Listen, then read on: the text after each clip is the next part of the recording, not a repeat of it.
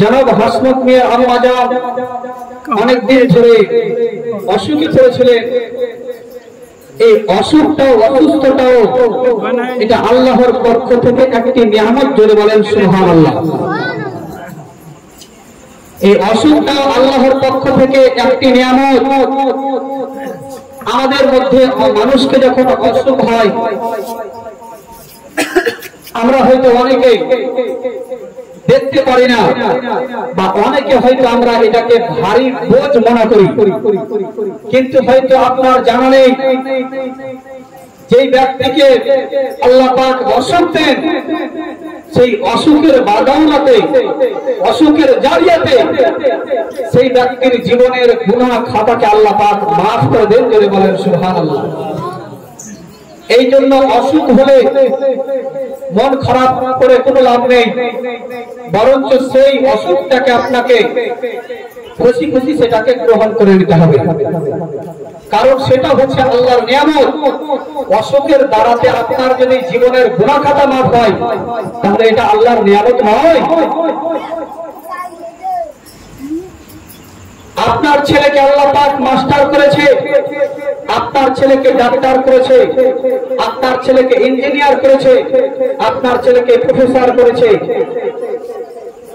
আপনি বড় খুশি হয়ে আল্লাহ পাকের শুকরিয়া আদায় করলেন।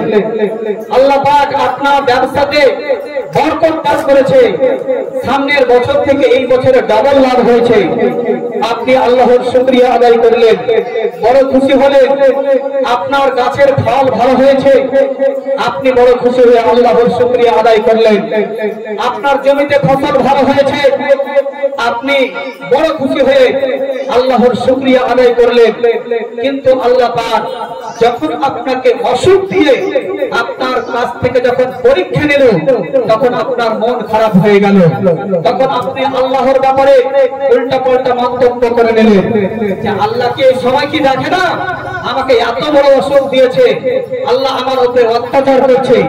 এই ধরনের বাক্য, এই ধরনের কথা যদি কোনো মানুষ বলে, সঙ্গে সঙ্গে সেই মানুষটা ইসলাম থেকে খারিজ হয়ে যাবে, সেই মানুষটা বেঈমান কাফের, আপনার মুশরিক হয়ে যাবে।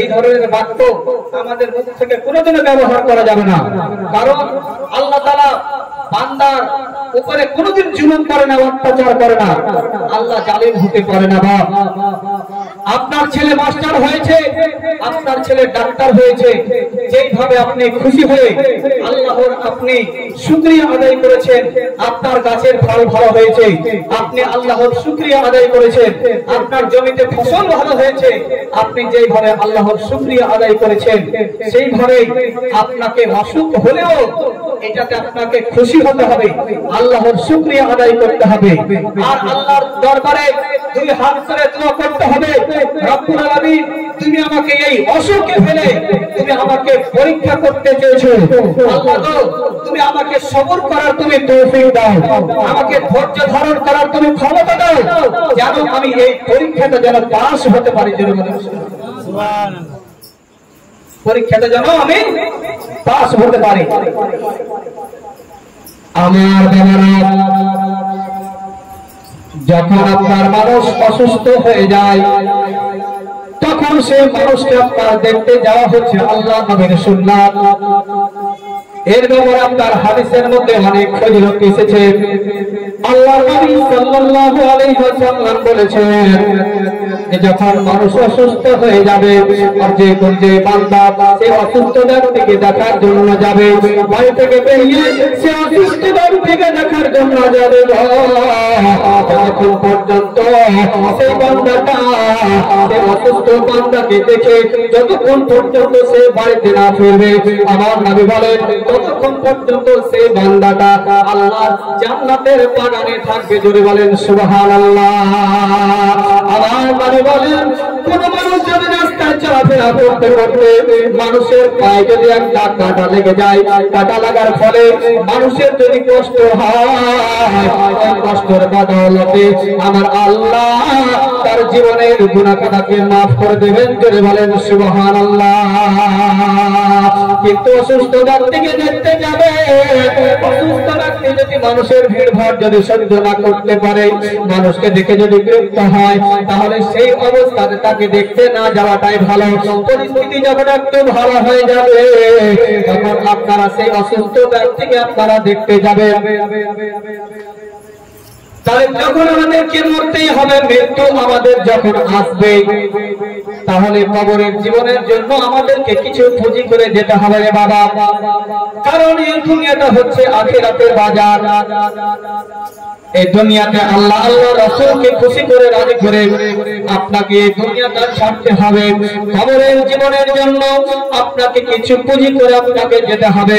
যখন আপনাকে পৃথিবী ছাড়তে হবে, কবরে যখন যেতে হবে, আল্লাহ নবী সাল্লাল্লাহু আলাইহি ওয়াসাল্লাম বলেছেন যে তোমরা পৃথিবীর মধ্যে তোমরা মুসাফিরের মতো বসবাস করবে।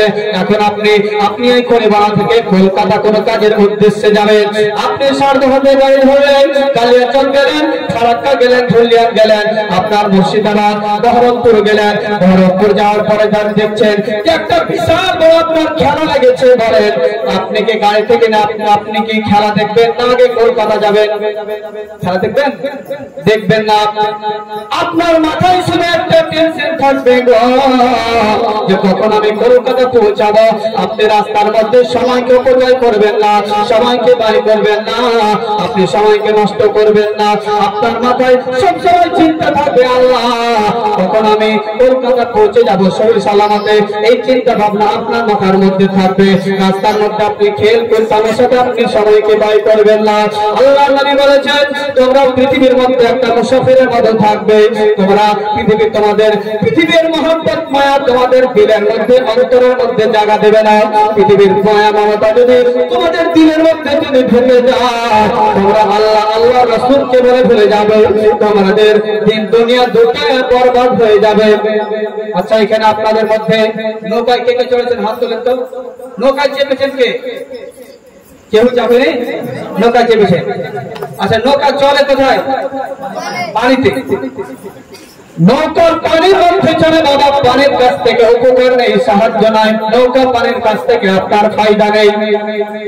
কিন্তু সেই নৌকাটা কোনদিন পানিকে নিজের পেটের মধ্যে ঢুকতে দেয় না, নিজের মধ্যে ঢুকতে দেয় না। পানির কাছ থেকে সাহায্য নেওয়ার পরে সেই পানিকে নিজের পেটের মধ্যে ঢুকতে দেয় না, নৌকার মধ্যে ঢুকতে দেয় না।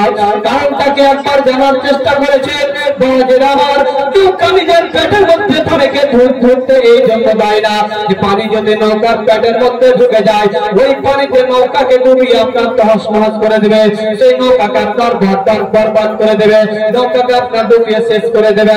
এইরকম বাবারা পৃথিবীতে থেকে আপনাকে আল্লাহ আল্লাহ রাসূলকে না আপনার রাজি করতে হবে। পৃথিবীর মায়া মহব্বত যদি আপনার অন্তরের মধ্যে ঢুকে যায়, পৃথিবীর মায়া মহব্বত আপনার দিলের মধ্যে যদি ঢুকে যায়, তাহলে আপনার দুনিয়া আখিরাত দুটোই বরবাদ হয়ে যাবে। আল্লাহ আল্লাহ রাসূলকে বলে ভুলে যাবেন। পৃথিবীতে থেকে আপনাকে আল্লাহ আল্লাহ রাসূলকে আপনাকে রাজি করতে হবে। কোরআন হাদিসের মোতাবেক আপনাকে চলাফেরা করতে হবে। আমার দয়াল নবী দয়াল নবী যেই কথা আপনাকে যে কাজটা করার আদেশ দিয়েছেন, সেই কাজটা আপনাকে করতে হবে। যেই কাজটা থেকে আপনাকে বিরত থাকতে বলেছেন, সেই কাজটা থেকে আপনাকে দূরে থাকতে হবে। তাহলে আপনি আল্লাহ আল্লাহ রাসূলকে আপনি রাজি করতে পারবেন। জোরে বলেন সুবহানাল্লাহ। তাহলে আপনি রাজি করতে পারবেন। আল্লাহ নবী সাল্লাল্লাহু আলাইহি ওয়াসাল্লাম একদা একটা যুবকের বাড়িতে তাশরীফ নিয়ে গেলেন। যুবকের বাড়িতে যাওয়ার পরে দেখলেন সেই যুবকের তখন সেই যুবক একটা মৃত্যুর সঙ্গে লড়াই করছে, মানে মৃত্যুর সময় হয়ে গেছে। আল্লাহ নবী সাল্লাল্লাহু আলাইহি ওয়াসাল্লাম সেই যুবককে জিজ্ঞাসা করলেন যে এই যুবক এই সময়টাতে তোমাকে কেমন লাগছে? তখন সেই যুবক উত্তরে বলেছিল ইয়া রাসূলুল্লাহ ইয়া হাবিবাল্লাহ, আমি এই সময় আল্লাহর উপরে ভরসা করছি এবং নিজের গুনাহকে দেখে ডর করছি, ভয় করছি। জোরে বলেন সুবহানাল্লাহ। আমার নবী বললেন যে এই যুবক এই দুইটা জিনিস এই সময় খুব ভালো, আল্লাহর উপরে ভরসা করা এবং নিজের গুনাহকে দেখে ভয় করা, এই দুইটা জিনিস এই সময় ভালো। কারণ বান্দা যেই জিনিসটার আল্লাহর কাছে আকাঙ্ক্ষা করবে, আশা করবে, সেই জিনিসটা তার সঙ্গে সেরকমই আমার আল্লাহ ব্যবহার করবেন। যারা বলেন সুবহানাল্লাহ। এই জন্য আমাদেরকে আল্লাহর কাছে ভালো আশা করতে হবে, ভালো কাজ করতে হবে, ভালো কাজের আশা করতে হবে। আল্লাহ নবী সাল্লাল্লাহু আলাইহি ওয়াসাল্লাম বলেছেন, তোমরা যেই কোন কাজ করবে আল্লাহর উপরে ভরসা করবে। কাজটা হয়তো তোমার দ্বারাতে হবে, কিন্তু আসলে কাজটা করাবেন কে? আল্লাহ। এই জন্য আল্লাহর উপরে ভরসা রাখতে হবে। মানুষ যখন মৃত্যু সময় যখন মানুষের হয়ে যাবে, মৃত্যুর আলামত যখন মানুষের পাওয়া যাবে, তখন তার হাত পা যদি আমরা ছিটিয়ে ছড়িয়ে থাকে, তার হাত পা গুলোকে সোজা করে দেবে। সেই মৃত্যু ব্যক্তি যিনি মৃত্যুবরণ করবেন, তার মাথাটাকে, মুখটাকে কিবলার দিকে করে রাখবেন, তার মাথাকে একটু উঁচু করে রাখবেন, নিচে বালিশ দিয়ে রাখবেন। সেটা যদি সমস্যা হয়, যেরকম সুবিধা হবে সেই রকমই রাখবেন। এখানে আরেকটা মাসলা বলে দিই, যে কোন মহিলার যদি পিরিয়ড হয়, শরীর খারাপ যদি হয়, তাহলে আমাদের মায়েদের মধ্যে, বোনেদের মধ্যে এটা ভুল ধারণা আছে যে মৃত্যু বাড়িতে যাওয়া যাবে না, অসুস্থ মানুষকে দেখতে যেতে পাবে না। কিন্তু না, যদি কোন মহিলার যদি পিরিয়ড হয়, শরীর খারাপ হয়, সেই অবস্থাতেও সেই মহিলা সেই আপনার অসুস্থ ব্যক্তিকে দেখতে যেতে পাবে, কোনো বাধা নেই। আর তার শরীর যদি পাক হয়ে যায়, পিরিয়ড যদি বন্ধ হয়ে যায়, তাহলে সেই মহিলাকে গোসল করে সেই অসুস্থ ব্যক্তিকে দেখতে যেতে হবে। গোসল করার আগে দেখতে যেতে পাবে না। মানুষের দেহ থেকে যখন আপনার রূহটা যখন বেরিয়ে যাবে, বেরিয়ে যাওয়ার পরে তখন সেই ব্যক্তির জন্য, মৃত্যু ব্যক্তির জন্য, সেই মৃত্যু ব্যক্তি যদি আপনার ছেলে হয়, তাহলে তার জন্য 3টা কাফনের কাপড় লাগে। কয়টা বাবা? 3টা কাফনের কাপড় লাগে। একটা হচ্ছে চাদর, একটা হচ্ছে তাহবান, আর একটা হচ্ছে আপনার কামিজ অর্থাৎ পাঞ্জাবি। মহিলাদের জন্য 5টা কাফনের কাপড় লাগে। 3টা হচ্ছে আপনার ওই একই, মানে একটা চাদর, একটা হচ্ছে আপনার তহমদ, একটা হচ্ছে পাঞ্জাবি। 3টা মহিলাদের জন্য 3টা, কিন্তু 2টা জিনিস তাদের বেশি লাগবে। একটা হচ্ছে ওড়নি আর একটা হচ্ছে সিনাবান। এই 2টা কাপড় মহিলাদের বেশি লাগে। যখন আপনার মানুষ যখন মারা যাবে বাবা, মানুষকে গোসল দেওয়ার জন্য, যখন মানুষ মারা যাবে তখন তাকে গোসল দেওয়ার জন্য যে তখতা, যে আপনার মসজিদ থেকে খাটলিটা নিয়ে আসা হবে, সেই খাটলিটাকে আপনার 3 বার 5 বার 7 বার ধুয়ে দিতে হবে। সেই খাটলিতে যারা আপনার কোন রকমের নোংরা না থাকে, আপনার 5 বার 7 বার 3 বার ধুয়ে দেওয়ার পরে আপনার পানিটাকে ভালো কাপড় দিয়ে মুছে দিতে হবে। সে তারপরে আপনার মৃত্যু ব্যক্তিকে সে খাটলের উপরে শুয়ে দিতে হবে। শুয়ে দেওয়ার পরে মৃত্যু ব্যক্তির আপনার নাভি থেকে নিয়ে যত্ন পর্যন্ত একটা কাপড়ে আপনার কাপড় দিয়ে দিতে হবে। সে মৃত্যু ব্যক্তির শরীরে আপনার যেটা পোশাক থাকবে, সে মৃত্যু ব্যক্তির সেই পোশাকটাকে সরিয়ে দিতে হবে। পোশাকটা সরিয়ে দেওয়ার পরে গোসল করার পূর্বে সে মৃত্যু ব্যক্তিকে, যে ব্যক্তি আপনার গোসল করাবে, যে ব্যক্তি আপনার গোসল দেবে, সেই ব্যক্তি নিজের হাতের মধ্যে একটা কাপড়কে আপনার লেপটে নিবে। লেপটে নেওয়ার পরে গোসল দেওয়ার পূর্বে আপনার মৃত্যু ব্যক্তিকে আপনার পেশাব পায়খানা করাবে। বলবেন হুজুর, মৃত্যু ব্যক্তিকে কি করে পেশাব পায়খানা করাবে? আপনাকে বলে দি বাবারা, জীবনটা আপনার গোসল দেওয়াবে। সর্বপ্রথমে আপনার কাপড়টাকে ভালো করে হাতের মধ্যে পেঁচিয়ে নেবে। কাপড়টাকে আপনার লেপটে নেওয়ার পরে মৃত্যু ব্যক্তির পেটে আপনার হালকা হালকা করে চাপ দেবে। তার পেশাব এবং পায়খানা রাস্তাতে যদি কোনো নোংরা যদি আটকে থাকে, কারণ মৃত্যুর সময়টা এমন ভয়ঙ্কর হয়, অনেক মানুষ এই সময় আপনার পেশাব পায়খানা করে যায়, অনেক মানুষের আপনার পেশাব পায়খানা আপনার রাস্তাতে আটকে থেকে যায়, তখন সেই মৃত্যু ব্যক্তিকে যে গোসল দেওয়া হবে আপনার পেটের মধ্যে হালকা হালকা করে আপনার চাপ দেবে, যেন আপনার তার রাস্তাতে যদি কোনো খারাপ নোংরা যদি কিছু আটকে থাকে তাহলে আপনার বেরিয়ে যাবে, যদি বেরিয়ে যায় তাহলে আপনার ভালো করে সেটাকে আপনার ধুয়ে দিতে হবে। ধুয়ে দেওয়ার পরে সে মৃত্যু ব্যক্তিকে আপনার নামাজের মতো করে আপনার ওযু করাতে হবে, ওযু করাতে হবে। কিন্তু মৃত্যু ব্যক্তির নাকে এবং মুখের মধ্যে পানি দেওয়া যাবে না।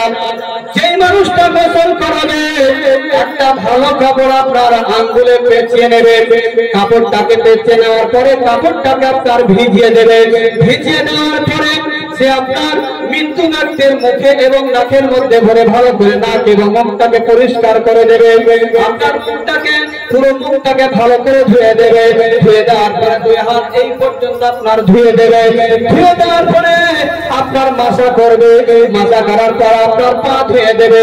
ওযু যখন কমপ্লিট হয়ে যাবে এবার গোটা মাথা থেকে পা পর্যন্ত একবার পুরো পানি আপনার বহে দিবে, একবার পুরো পানি বহানো হচ্ছে আপনার ফরজ, কি বাবা ফরজ, আর তিনবার সে মৃত্যু ব্যক্তির শরীরে পানি বহানো হচ্ছে সুন্নাত। পানি বহে দেওয়ার পরে আপনার মাথা থেকে মাথা পর্যন্ত এই বাম কাঁধে আপনার পানি দেবে, পানি দেওয়ার পরে ডান থেকে ডান কাঁধে আপনার পা থেকে মাথা পর্যন্ত পানি দেবে, পানি দেওয়ার পরে ইসলামিক আপনার যেটা হালাল সাবুন, সেই সাবুন দিয়ে ভালো করে আপনার সে মৃত্যু ব্যক্তিকে আপনার সাবুন দিয়ে ভালো করে গোসল করাবে বাবা। গোসল করার পরে সে মৃত্যু ব্যক্তিকে আপনার ভালো একটা কাপড়ে আপনার তাকে মুছিয়ে দেবে, যেন তার শরীরের মধ্যে যেন কোন রকমের পানি না লেগে থাকে, পানি না লেগে থাকে। এবার তিনটা কাপড়ের কাপড়কে আপনার বিছিয়ে দেবে, প্রথমে আপনার চাদরকে বিছিয়ে দেবে, তারপরে আপনার গহনাকে বিছিয়ে দেবে, তারপরে কলিজকে বিছিয়ে দেবে, তারপরে আপনার সেই মৃত্যু ব্যক্তিকে কাপড়ের কাপড় উপরে রেখে দেবে। সেই মৃত্যু ব্যক্তির শরীরে যেন চুল পরিমাণে যেন পানি না থাকে, তার শরীরের পানিতে যেন কাপড়ের কাপড় যেন ভিজে না যায়, এটা আপনাকে লক্ষ্য রাখতে হবে, এটা আপনাকে মনে রাখতে হবে যে মৃত্যু ব্যক্তির শরীরের পানিতে যেন কাপড়ের কাপড় যেন ভিজে না যায়।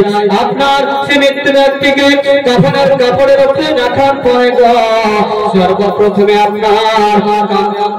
সর্বপ্রথমে কামিজটাকে আপনার বাম দিকে উল্টাতে হবে, তারপরে ডান দিকে, তারপরে আবার বাম দিকে, তারপরে ডান দিকে, এইভাবে আপনার সর্বপ্রথমে বাম দিকে তারপরে ডান দিকে, এই নিয়মে কাপড় আপনার উল্টার পরে এবার আপনার তিনটে বাদ দিতে হবে, একটা পেয়ে আপনার পেটের সামনে, একটা হচ্ছে মাথার উপরে, আর একটা হচ্ছে আপনার পায়ের নিচে, তিনটা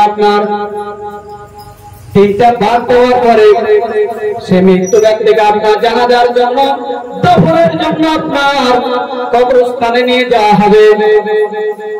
যেই ব্যক্তির জানাজ আপনার মৃত্যু ব্যক্তির খাটলিকে আপনার কবরস্থান পর্যন্ত নিয়ে যাবে, আল্লাহর নবী সাল্লাল্লাহু আলাইহি ওয়াসাল্লাম বলেছেন, আল্লাহ নবী সাল্লাল্লাহু আলাইহি ওয়াসাল্লাম বলেছেন, কোন মানুষ যদি মৃত্যু ব্যক্তির খাটলাকে আপনার বাড়ি থেকে কবরস্থান পর্যন্ত 40 কদম নিয়ে যায়, তাহলে আমার আল্লাহ সে বান্দার জীবনের 40টা কাবিরা গুনাহকে আল্লাহ মাফ করে দেন। জোরে বলেন সুবহানাল্লাহ। সেটা হচ্ছে ইবাদত। ইবাদতে কেউ কাজ দোষে করবেন না বাবা, সবাই একটু খাটলিতে হাত দেওয়ার চেষ্টা করবেন, কারণ আমার আল্লাহ এই কাবিরা গুনাহকে তওবা ছাড়া মাফ করেন না। কিন্তু বান্দা যদি খাটলিতে যদি হাত দেয়, যদি মৃত্যু ব্যক্তির খাটলিকে কবরস্থান পর্যন্ত নিয়ে যায়, আপনার 40 কদম যদি নিয়ে যায়, আমার আল্লাহ তখন সেই বান্দার জীবনের 7 কাবিরা গুনাহকে 40টা কাবিরা গুনাহকে আল্লাহ পাক মাফ করে দেবে, বড় বড় গুনাহ মাফ করে দেবেন। আল্লাহ নবী সাল্লাল্লাহু আলাইহি ওয়াসাল্লাম হযরত সাদ ইবনে মুআয রাদিয়াল্লাহু তাআলা আনহু খাটলিতে আপনার আল্লাহ নবী কাঁধা দিয়েছেন।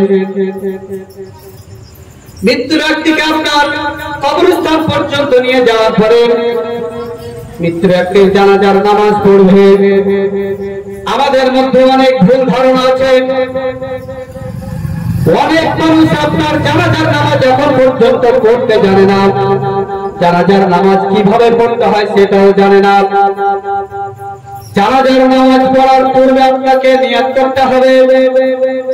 যদি বাংলাতে নিয়ত করেন এইভাবে করবেন, আমি নিয়ত করতেছি এই জানাজার ফরজে কিফায়া 4 তাকবীরের সহিত হামদ ও সালাত আল্লাহ পাকের ওয়াস্তে, দরুদ ও সালাম নবী পাকের জন্য, দোয়া এই মাইয়াতের জন্য। এই ইমামের পিছনে মুখ আমার কাবা শরীফের দিকে, আল্লাহু আকবার এই বলে বাংলাতে নিয়ত করবেন। যদি আরবিতে নিয়ত করতে পারেন সব থেকে ভালো গো, আরবিতে নিয়ত করতে হবে। নামাইতু আন ওয়াক্তিয়ার পর তাকবীরাতে সালাতের জানাজাতে ফরজুল কিফায়াতে ওয়াসসালামু লিল্লাহি তাআলা ওয়া দুআউ লি হাযিহিল মাইয়াতি ইক্তাদাইতু বিহাযাল ইমামে মুতাওয়াজ্জিহান ইলা জিহাতিল কাবাতিশ শরীফাতি। আল্লাহু আকবার এই বলে আপনার আরবিতে নিয়ত করবেন। আমার বাবারা, ইমাম সাহেব আল্লাহু আকবার বলে হাত বেঁধে নেবে। ইমাম সাহেব সানা পড়বে সুবহানাকাল্লাহুম্মা ওয়া বিহামদিকা ওয়া তাবারাকা ইসমুকা ওয়া তাআলা জাদ্দুকা ওয়া জাল্লা সানা ওয়া জাল্লা সানাহুকা ওয়া লা ইলাহা গায়রুকা। তারপরে আল্লাহু আকবার বলে ইমাম সাহেব আপনার তাকবীর দেবে, কিন্তু আপনারা হাত উঠাবেন না। ইমাম সাহেব আপনার হাত উঠাবে না, একবারে হাত বাঁধবে, একবারে আপনাকে হাত বাঁধতে হবে। দ্বিতীয়বার আপনার ইমাম সাহেব আবার আল্লাহু আকবার বলে ইমাম সাহেব আবার দুরূদ শরীফ পাঠ করবে, দুরূদ ইব্রাহিম পাঠ করবে। আল্লাহুম্মা সাল্লি আলা মুহাম্মাদিন ওয়া আলা আলি মুহাম্মাদিন কামা সাল্লাইতা আলা ইব্রাহিম ওয়া আলা আলি ইব্রাহিম ইন্নাকা হামিদুম মাজিদ। আল্লাহুম্মা বারিক আলা মুহাম্মাদিন ওয়া আলা আলি মুহাম্মাদ কামা বারাকতা আলা ইব্রাহিম ওয়া আলা আলি ইব্রাহিম ইন্নাকা হামিদুম মাজিদ। আবার ইমাম সাহেব জোরে করে আল্লাহু আকবার বলে তাকবীর দেবেন। আপনারা হাতকে আর উঠাবেন না, একবারে হাত বাঁধবেন, হাত আর উঠাবেন না। তারপরে আপনার মাইয়াত এবং সবাই মাইয়াতের জন্য দোয়া করবেন। আল্লাহুম্মা ফিলিল হাইয়িনা ওয়া মাইয়াতিনা ওয়া শাহিদিনা ওয়া গায়বিনা ওয়া সাগীরিনা ওয়া কাবীরিনা ওয়া যাকারিনা ওয়া উনসানা। আল্লাহুম্মা মান আহয়াইতাহু মিন্না ফাহি আলাল ইসলাম ওয়া মান তাওফাইতাহু মিন্না ফাতাওফাহু আলাল ঈমান। এই দোয়াটা যদি কারো মুখস্থ না থাকে তাহলে দোয়া মাসুরা পড়ে নেবেন। আল্লাহুম্মা ফিলিল হাইয়িনা ওয়া মাইয়াতিনা, এই দোয়াটা যদি মুখস্থ না থাকে তাহলে দোয়া মাসুরা পড়ে নেবেন। মৃত ব্যক্তি যদি আপনার নাবালিগ যদি মহিলা হয় তাহলে এই দুয়ার জায়গাতে পড়তে হবে আল্লাহুম্মা জাআলহু লানা, আল্লাহুম্মা জাআলহা লানা ফারাতাম ওয়াজআলহা লানা শাফিয়াতাও ওয়া মুশাফিয়ান ওয়াজআলহা লানা শাফিয়াতাও ওয়া মুশাফিয়ান। যদি মৃত্যু ব্যক্তি যদি পুরুষ হয়, যদি নাবালিগ হয় তাহলে ওই দোয়াটাই পড়তে হবে আল্লাহুম্মা জাআলহু লানা ফারাতাম ওয়াজআলহু লানা আজরাও ওয়া যুখরাও ওয়াজআলহু লানা শাফিয়াতাও ওয়া মুশাফিয়ান। এই দোয়াটা বাবা পাঠ করতে হয়। এখানে আরেকটা মাসলা বলি, কোন পাগল যদি ইন্তেকাল করে আর সেই পাগল যদি সাবালক হওয়ার আগে যদি ইন্তিকাল করে, সাবালক হয়ে গেছে তারপরে পাগল হয়ে গেছে, বা সাবালক হওয়ার আগে পাগল হয়েছে, সাবালক হয়নি পাগল হয়ে গেছে, তাহলে সেই মৃত্যু ব্যক্তির সেই পাগলের আপনাকে আল্লাহুম্মা ফিলিল হাইয়িনা ওয়া মাইয়াতিনা এর জায়গাতে এই দোয়াটা পাঠ করতে হবে। আপনার নাবালিগের এই দোয়াটা পাঠ করতে হবে। বাপজিরা জানাজা কমপ্লিট হওয়ার পরে যখন লাশটা আপনার কবরে রাখা হয় তখন একটা দোয়া পড়তে হয়।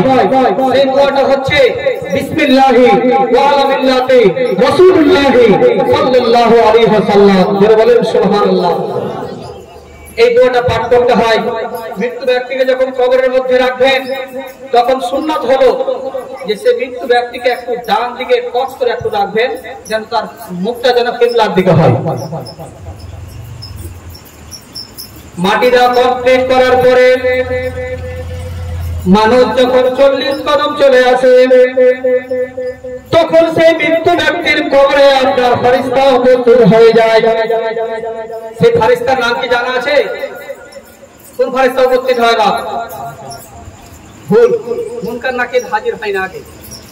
মুনকার নাকির উপস্থিত হওয়ার পূর্বে একজন ফেরেশতা উপস্থিত হন, তার নাম হচ্ছে নোমান ফেরেশতা। যারা বলেন সুবহানাল্লাহ। নোমান ফেরেশতা কবরের মধ্যে উপস্থিত হয়ে ওই মৃত ব্যক্তিকে উঠিয়ে বসাবে। উঠিয়ে বসার পরে সেই নোমান ফেরেশতা তার হাতের মধ্যে দুইটা চিঠি দেবে, দুইটা কাগজ দেবে এবং সেই মৃত ব্যক্তিকে বলবে, দেখো তুমি 60 বছরের জীবনে, 80 বছরের জীবনে, 100 বছরের জীবনে তুমি কখন কোন জায়গাতে সময়কে ব্যয় করেছো তুমি দেখো। তখন সেই মৃত ব্যক্তি দেখতে পাবে যে কোন সময় আমি তাসের আড্ডাতে আমি সময়কে ব্যয় করেছি, কোন সময় পানের দোকানে আপনার সময়কে আমি ব্যয় করেছি, কোন সময় জলসাতে এসেছি, কোন সময় মসজিদে গিয়েছি, সব সে মৃত ব্যক্তি দেখতে পাবে।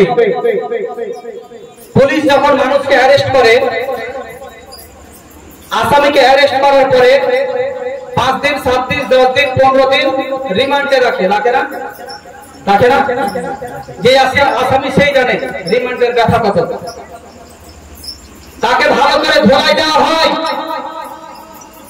যে বলো তোমার সঙ্গে আর কেউ জড়িত আছে নাকি। রিমান্ডের কষ্ট খুব বড় কষ্ট। সেই রকম নওমান ফেরেশতা সেই বান্দাকে আপনার রিমান্ডে নিবে, তাকে কঠোরভাবে তাকে জিজ্ঞাসা করবে।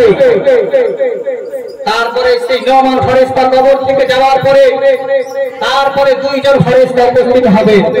একজনের নাম হচ্ছে মুনকার, অপরজন ফেরেশতার নাম হচ্ছে নাকির। এই 2 জন ফেরেশতা কবরে আপনার উপস্থিত হবে। উপস্থিত হওয়ার পরে সেই মুনকার ব্যক্তিকে জিজ্ঞাসা করবে, এই মুনকার ব্যক্তি বলো মান রব্বুকা, তোমার রবকে, তোমার প্রতিপালককে, তোমার সৃষ্টিকর্তাকে। সে যদি আপনার মুসলমান হয়, সে যদি আপনার ঈমানদার হয়, সে যদি আপনার ভালো হয়, সে উত্তরে বলবে রব্বি আল্লাহ, আমার রব হচ্ছে আল্লাহ, আমার সৃষ্টিকর্তা হচ্ছে আল্লাহ। দ্বিতীয়বার আবার তাকে জিজ্ঞাসা করবে যে মা দীনুকা, তোমার দিন কি, তোমার ধর্ম কি। তখন সেই যদি মুসলমান হয়, সেই যদি ঈমানদার হয়, তখন সেই মুর্দা ব্যক্তি উত্তরে বলবে দীনি আল ইসলাম, আমার দিন হচ্ছে ইসলাম। জোরে বলেন সুবহানাল্লাহ। আর সেই ব্যক্তি যদি কাফির না হয়, সেই ব্যক্তি যদি কাফির হয়, প্রথম প্রশ্নের উত্তরে বলবে হাহাল আদ্রি, দ্বিতীয় প্রশ্নের উত্তরে বলবে হাহাল আদ্রি, আমি কিছুই জানি না, কিছুই জানি না। তৃতীয় প্রশ্ন আবার জিজ্ঞাসা করবে মাতা কোন ফিশানি হাজার রাজুর, এই যে এই ব্যক্তি তোমার কবরের মধ্যে দাঁড়িয়ে আছে, এর ব্যাপারে তোমার ধারণা কি, এর কথা কি কোনোদিন শুনেছো, একে কি চেনো। সে যদি মুসলমান হয়, সে যদি ঈমানদার হয়, তখন সে বলবে যে হ্যাঁ আমি এই ব্যক্তিকে চিনি, এই ইনি হচ্ছেন আমাদের শেষ নবী জনাবে মুহাম্মদুর রাসূলুল্লাহ সাল্লাল্লাহু আলাইহি সাল্লাম। যিনি বলেন সুবহানাল্লাহ। এই রাসূলের কথা আমি জালসাতে শুনেছিলাম, এই রাসূলের কথা মসজিদ মাকতাবে পড়েছিলাম, এই রাসূলের কথা পৃথিবীতে কোরআন হাদিসে পড়েছিলাম। এখন সেই রাসূলের দিদার হয়েছে, আমার জীবন ধন্য হয়ে গেছে। যিনি বলেন সুবহানাল্লাহ।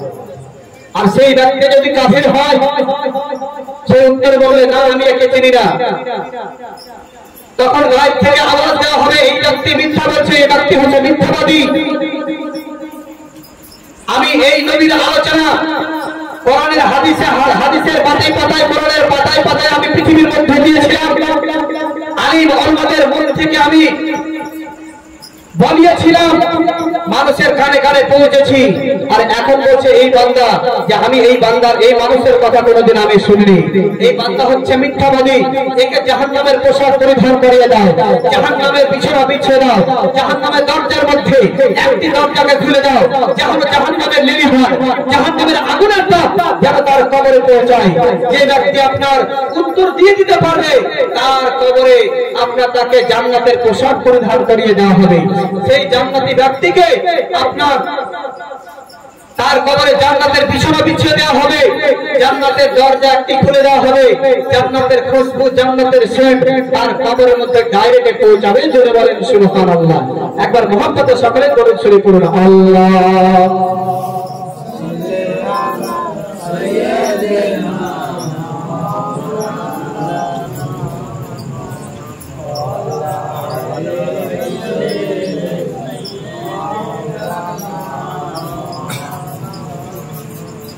ওরে আসগার জসনে রে তো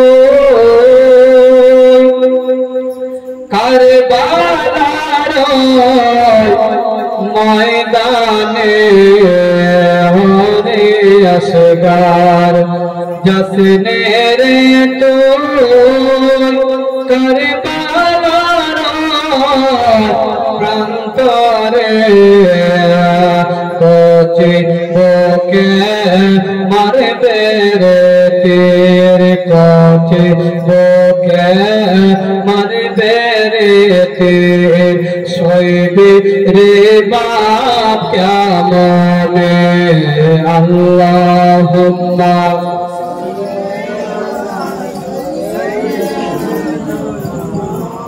মাওলানা মুহাম্মদ ওয়া আলা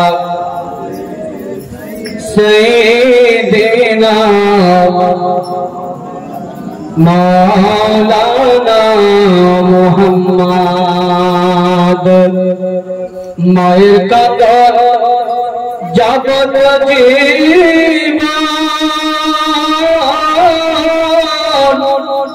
দুই চার মাস বনের কান্দন রে ওরে ঘরে পুরে বাইরের কান্দন কয়েকদিন পর থাকে না দুঃখের দরদে আমার জনম দুঃখী মা সর্বদা দিনে মা জনম দেখিনি মা দুঃখের দরদে আমার জনম দুঃখী মায়ের কাঁদন জগৎ জীবন দুই চার মাসে ফোনে কান্দন রে ওরে ঘরে পরিবারের কান্দন কয়েকদিন পর থাকে না দুঃখের দরদে আমার জনম দুঃখী মা সর্বধারিণী মা জনম দুঃখিনী মা দুঃখের দরদে আমার জনম দুঃখী মা সর্বধারিণী মা। এই কথাটুকু আমার সাথে বলতে পারবেন আপনারা? একটু মহব্বতে জোরে জোরে বলুন, ঘুম থেকে যাবে।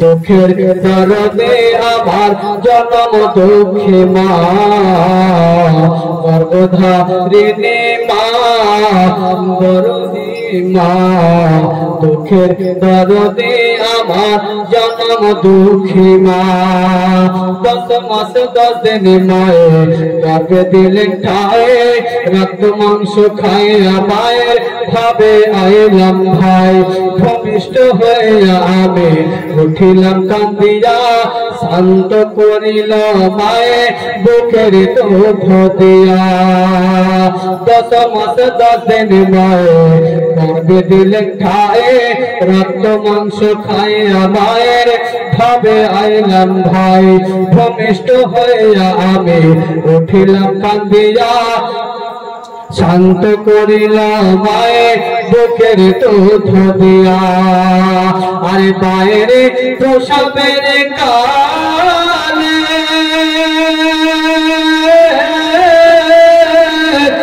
ভেসে যায় নয়ন জলে রে মায়ের প্রসবের কালে ভেসে যায় নয়ন জলে রে ওরে সন্তানেরই লইয়া কোলে ওরে সন্তানেরই লইয়া কোলে ভুলে প্রসব যন্ত্রণা দুঃখের দরদে আমার জনম দুঃখী মা সর্বধারিণী মা জনম দুঃখিনী মা দুঃখের দরদে আমার জনম দুঃখী মা সর্বধারিণী মা জনম দুঃখিনী মা দুঃখের দরদে আমার জনম দুঃখী মা। মোহাম্মদ জোরে বলুন সুবহানাল্লাহ, আরো জোরে সুবহানাল্লাহ সুবহানাল্লাহ। লাগড়া কানা খোড়া হলে পরে ছেড়ে ধুলা ঝাড়া তবু মায়ে টান দেয়ালায় কোলে ল্যাংড়া এত কানা খোড়া হলে পারে ছেলে ধুলা ঝাড়া তবু মায়ে টান দেয়ালায় কোলে পুত্র যদি কপুত্র হয় মায়ে নাহি ফেলে হাজার দশ রাখিয়া বাপন তবু মায়ে ফেলে ল্যাংড়া এত কানা খোড়া হলে পারে ছেলে ধুলা ঝাড়া তবু মায়ে টান দেয়ালায় কোলে পুত্র যদি কপুত্র হয় মায়ে নাহি ফেলে হাজার দোষ রাখিয়া বাপন তবু মায়ে ফেলে আরে সোনামুল ইসলাম ভেবে পালে আরে জান্নাতে মায়ের কদম তলে রে সোনামুল ইসলাম ভেবে পালে জান্নাতে মায়ের কদম তলে রে ওরে তোরা দেখ বুখারী হাদিস খুলে ওরে তোরা দেখ বুখারী হাদিস খুলে বলছেন নবী ঘোষণা দুঃখের দরদে আমার জনম দুঃখী মা গর্ভধারিণী মা জনম দুঃখিনী মা দুঃখের দরদে আমার জনম দুঃখী মা গর্ভধারিণী মা জনম দুঃখিনী মা দুঃখের দরদে আমার জনম দুঃখী মা আল্লাহুম্মা সাইয়্যিদিনা মাওলানা মুহাম্মদ ওয়া আলা মাওলানা মুহাম্মদ সাল্লাল্লাহু আলাইহি ওয়াসাল্লাম। আপনারা কি বিরক্ত হচ্ছেন নাকি? ভালো আছে ভাই? একটু সামনে এসে বসেন, চলে আসেন সামনে দিকে চলে আসেন। আর একটা কথা,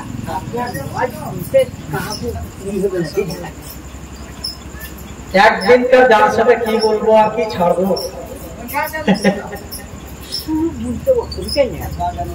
হযরত মুসা আলাইহিস সালাম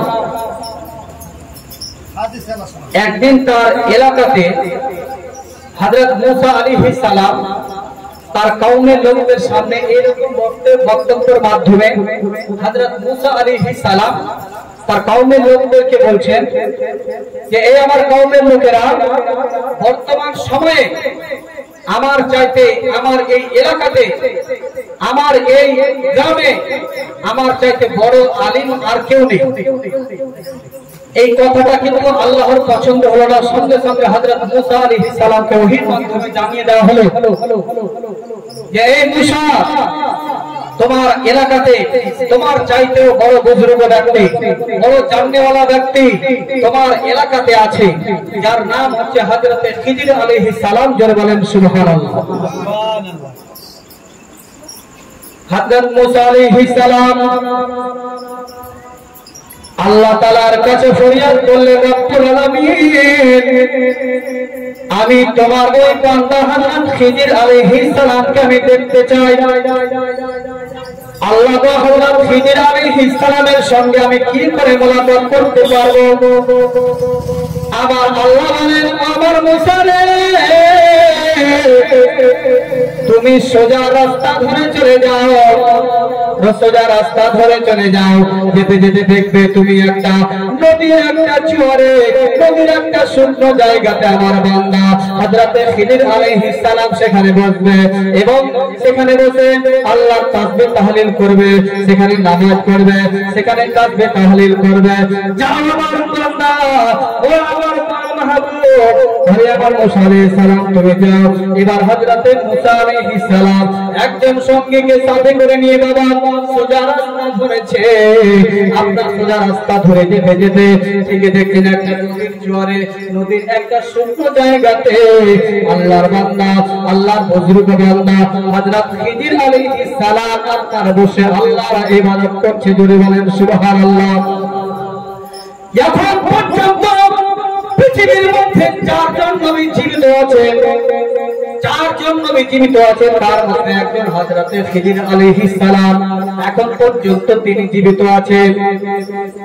তারপরে 2 নম্বরে হচ্ছে হযরতে ঈসা আলাইহিস সালাম। চারজন নবী এখন পর্যন্ত পৃথিবীর জমিনে জীবিত আছেন। হযরত খিজির আলাইহিস সালামের কাছে হযরত মুসা আলাইহিস সালাম পৌঁছে গেলেন। পৌঁছে যাওয়ার পরে আপনারা দেখছেন হযরত খিজির আলাইহিস সালাম আপনার নামাজের অবস্থায় আছে। নামাজ শেষ হওয়ার পরে হযরত খিজির আলাইহিস সালামকে হযরত মুসা আলাইহিস সালাম আপনার সালাম করলেন, সালামের উত্তর দিলেন। হযরত মুসা আলাইহিস সালাম জিজ্ঞাসা করলেন, ওগো আল্লাহর পয়গম্বর, আপনার নাম কি? খিজির আলাইহিস সালাম। তখন হযরত খিজির আলাইহিস সালাম বললেন, হ্যাঁ আমার নাম খিজির আলাইহিস সালাম। হযরত মুসা আলাইহিস সালাম বললেন, ওগো আল্লাহর পয়গম্বর খিজির আলাইহিস সালাম, আমি আপনার কাছে কিছুদিন ধরে থাকতে চাই, আপনার কাছ থেকে কিছু আমি শিক্ষা নিতে চাই, আপনার কাছে কিছুদিন ধরে আমি থাকতে চাই, আপনার মতামতকে, আপনার রায়কে। হযরত খিজির আলাইহিস সালাম বলেছিল, ওগো আল্লাহর পয়গম্বর মুসা আলাইহিস সালাম, শোনো, তুমি আমার কাজে কর্মে তুমি নিজেকে কন্ট্রোল করতে পারবে না, নিজেকে ধরে রাখতে পারবে না, নিজেকে সহ্য করতে পারবে না, আমার প্রত্যেকটা কাজ তোমাকে দেখে উল্টো লাগবে, অতএব তুমি আমার কাছে থাকিও না।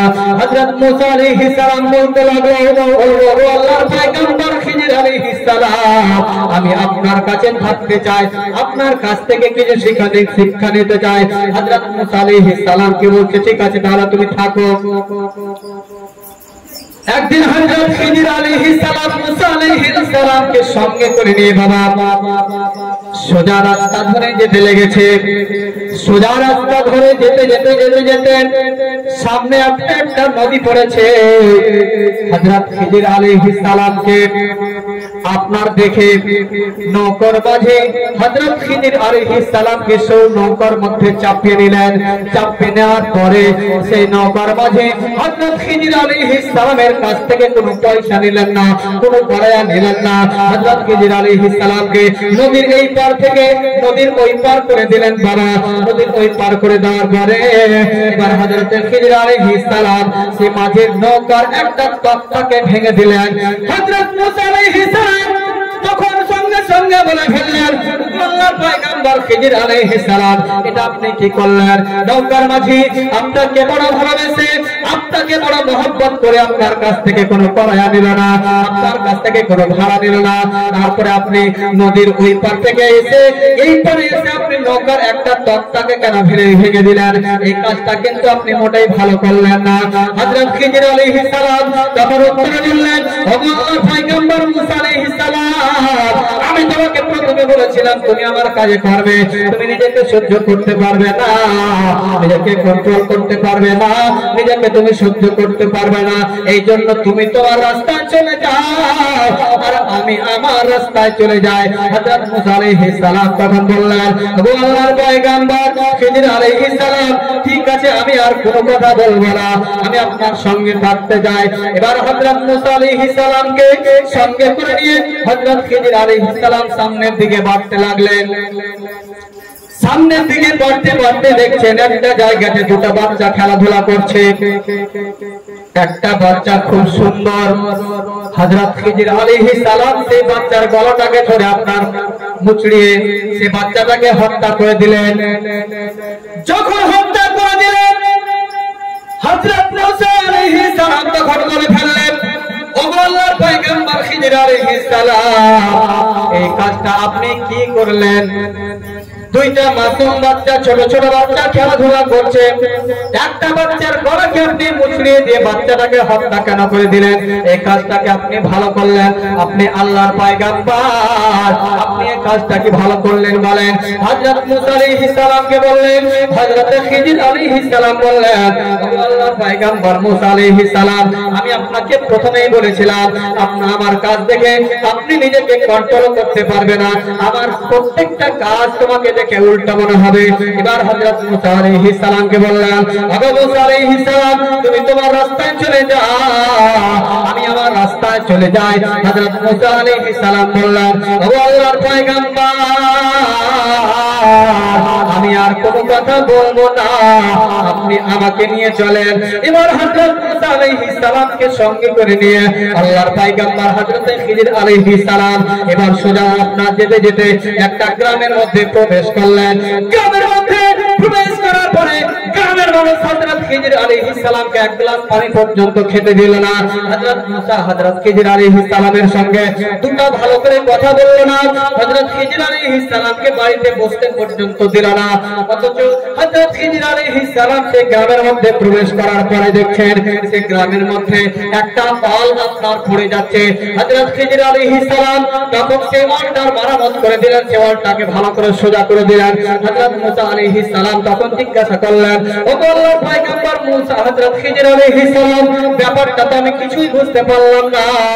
এই গ্রামের মানুষ আপনাকে এক গ্লাস পর্যন্ত পানি দিল না, আপনাকে আপনার সঙ্গে দুইটা ভালো করে কথা বললাম না, অথচ আপনি এই গ্রামের এই ওয়ালটাকে আপনি মারামত করে দিলেন, এই ওয়ালটাকে আপনি সোজা করে দিলেন কেন? তখন হযরত খিজির আলাইহিস সালাম তখন বললেন,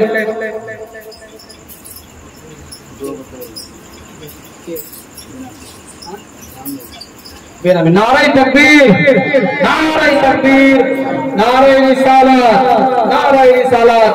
এক ভাই আমার বেনামে 500 টাকা দান করেছেন। দোয়া করতে পারি একটা সকলে হাত উঠান, আল্লাহুম্মা আমিন। রব্বানা আতিনা ফিদ দুনিয়া হাসানাতাও ওয়া ফিল আখিরাতি হাসানাতাও ওয়া কিনা আযাবান্নার। রব্বুল আলামিন, তোমার বান্দা এই মাহফিলে মাওলা 500 টাকা দান করেছে। আল্লাহ গো, তার আত্মীয়-স্বজন দ্বারা আমাদের কবরে শুয়ে গেছে আল্লাহ, এই 500 টাকার বদৌলতে তার আত্মীয়-স্বজন আমার কবরকে আল্লাহ তুমি জান্নাতের বাগান বানিয়ে দিও।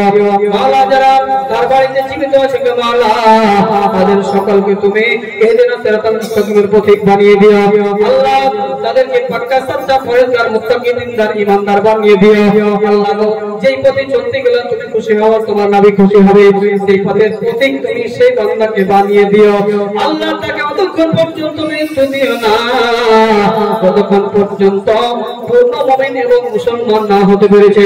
সুবহান রাব্বিকা রাব্বিল ইজ্জাতি আম্মা ইয়াসিফুন ওয়া সালামুন আলাল মুরসালিন ওয়ালহামদুলিল্লাহি রাব্বিল আলামিন। আমিন আমিন বিহাক্কি লা ইলাহা ইল্লাল্লাহ মুহাম্মাদুর রাসূলুল্লাহ সাল্লাল্লাহু আলাইহি ওয়াসাল্লাম। এবার হযরত খিজির আলাইহিস সালাম তখন হযরত মুসা আলাইহিস সালামকে বললেন যে, এই মুসা আলাইহিস সালাম, আমি যখন নদীর ওই পার থেকে এই পারে এসেছিলাম, দেখেছিলে যে নৌকার মাঝি আমার কাছ থেকে কোনো টাকা পয়সা নেয়নি, আমাকে মোহাম্মত করে আমার কাছ থেকে টাকা পয়সা নেয়নি। তারপরেও আমি নদীর এই পারে এসে নদীর এই সেই নৌকার একটা তক্তাকে ভেঙে দিয়েছিলাম। সেটার কারণটা ছিল নদীর এই পারে একটা জালিম বাদশা সেখানে থাকতো। এই জালিম বাদশা গরিব অসহায় মানুষের নৌকাগুলোকে ছিনতাই করে নিত, ছিনতাই করে নিয়ে সেই আপনার নৌকাগুলোকে যুদ্ধের কাজে ব্যবহার করত। এই জন্য আমি সেই অসহায় গরিব মানুষদের সেই নৌকার একটা তক্তাকে ভেঙে দিয়ে সেইটাকে আমি আইবদার করে দিয়েছি, খারাপ করে দিয়েছি, যেন সেই নৌকার মাঝির সেই নৌকাটাকে যেন সেই জালিম বাদশা যেন তার কাছ থেকে কেড়ে নেওয়া নাই। তার কাছ থেকে যদি নৌকাটা যদি কেড়ে নেয়, তার রুজি রুটি বন্ধ হয়ে যাবে, সেই নৌকাটাই হচ্ছে তার রুজি রুটি। এই জন্য আমি একটা তক্তাকে ভেঙে দিয়ে সেটাকে আপনার আইবদার করে দিয়েছি, সে বাদশা যেন তার কাছ থেকে নৌকাটা বাড়ায়। সেই গরিব মানুষটা পরবর্তীতে একটা তক্তা লাগিয়ে নিয়ে পুনরায় আবার নৌকাটাকে নতুন করে তুলতে পারবে। যারা বলেন সুবহানাল্লাহ। আচ্ছা বলো, আমি কি এই কাজটার অপরাধ করেছি? হযরত মুসা আলাইহিস সালাম বলছেন যে, আল্লাহর পয়গম্বর হযরত খিজির আলাইহিস সালাম, আমি এতদিন পর্যন্ত ভাবতে পারিনি, আপনি অবশ্যই এই কাজটা ভালো করেছেন। তারপর হযরত খিজির আলাইহিস সালাম বলেছিলেন যে, এই আল্লাহর পয়গম্বর মুসা আলাইহিস সালাম, তারপরে তুমি দেখেছিলে যে আমি আস্তে আস্তে দেখলাম যে দুইটা ছেলে এক জায়গাতে খেলাধুলা করছে। তার মধ্যে একটা সুন্দর ছেলে একটা ছিল, তার গলাটাকে আমি মুচড়িয়ে তাকে হত্যা করেছিলাম। সেটার কারণ ছিল সেই বাচ্চাটাকে আমি নিজে ইচ্ছাতে হত্যা করে নাই, আমার আল্লাহ আমাকে হত্যা করার আদেশ দিয়েছে। কারণ সেই বাচ্চাটা আপনার তার মা বাবা ছিল মুসলমান, সেই বাচ্চাটা বড় হয়ে কাফির হবে, মুশরিক হবে, বেঈমান হবে, নিজের বাবা মাকে সেই নিজে মুশরিক বানাবে, বেঈমান বানাবে, আপনার নিজের ধর্মকে ত্যাগ করতে তার বাবা মাকে বাধ্য করবে, তার বাবা মার উপর অত্যাচার করবে, এলাকার মানুষের উপর অত্যাচার করবে। এই জন্য আল্লাহর আদেশে এই বাচ্চাটাকে আমি হত্যা করেছি। এই মুসা আলাইহিস সালাম বলো, এই কাজটাকে আমি খারাপ করেছি? তখন হযরত মুসা আলাইহিস সালাম উত্তরে বলেছিল, আল্লাহর পয়গম্বর হযরত খিজির আলাইহিস সালাম, এটা যদি আল্লাহর হুকুম যদি হয়ে থাকে আপনি অবশ্যই এই কাজটাকে ভালো করেছেন। জেনে বলেন সুবহানাল্লাহ। তারপরে তুমি দেখেছিলে যে এই গ্রামের মধ্যে প্রবেশ করার পরে এই গ্রামের মানুষ আমাকে এক গ্লাস পানি পর্যন্ত দেয়নি, আমাকে খেতে দেয়নি, আমাকে বসতেও বলেনি। তারপরেও আমি এই গ্রামের এই ওয়ালটাকে আমি সোজা করে দিয়েছিলাম, মেরামত করেছিলাম এই ওয়ালটা। এর কারণটা ছিল এই ওয়ালটা ছিল দুইটা আপনার এতিম অসহায়ের ওয়াল। এই ওয়ালের নিচে তার আত্মীয় স্বজন অনেক খাজানা দাফন করেছিল, লুকিয়ে রেখেছিল, গেড়ে রেখেছিল। এই ওয়ালটা যদি পড়ে যেত, এলাকার মানুষ এই ওয়ালটাকে সোজা করার জন্য যখন মাটি খনন করত, মাটির তল থেকে সব খাজানা বেরিয়ে যেত। এলাকার মানুষ সেই খাজানাগুলোকে লুটপাট করে নিয়ে যেত, আর সেই অসহায় দুটা গরিব ছেলে না খেয়ে মারা যেত, তাদের ভবিষ্যৎ নষ্ট হয়ে যেত। এই জন্য আমি হযরত খিজির আলাইহিস সালাম সেই ওয়ালটার আমি মেরামত করেছিলাম, সেই ওয়ালটাকে আমি সোজা করে দিয়েছিলাম। বলো এই কাজটাকে আমি ভুল করেছি? এই কাজটাকে আমি অন্যায় করেছি? হযরত খিজির আলাইহিস সালামের এই কথা শুনে হযরত মুসা আলাইহিস সালাম বলছেন যে আল্লাহর পয়গম্বর হযরত খিজির আলাইহিস সালাম, অবশ্যই আপনার কাছ থেকে আমার শিক্ষা নেওয়া দরকার আছে। আল্লাহ হযরত মুসা আলাইহিস সালামকে শুধু এতটুকুই বুঝাতে চেয়েছেন যে যে বান্দা নিজেকে বড় বড় করবে সে কোনদিন বড় হতে পারবে না। আল্লাহ যাকে বড় করবে সেই বড় হবে, ঠিক কি না? আল্লাহ যাকে বড় করবে সেই বড় হবে। একবার মুহাম্মদের দরুদ শরীফ পড়ুন, আল্লাহুম্মা সাল্লি আলা সাইয়্যিদিনা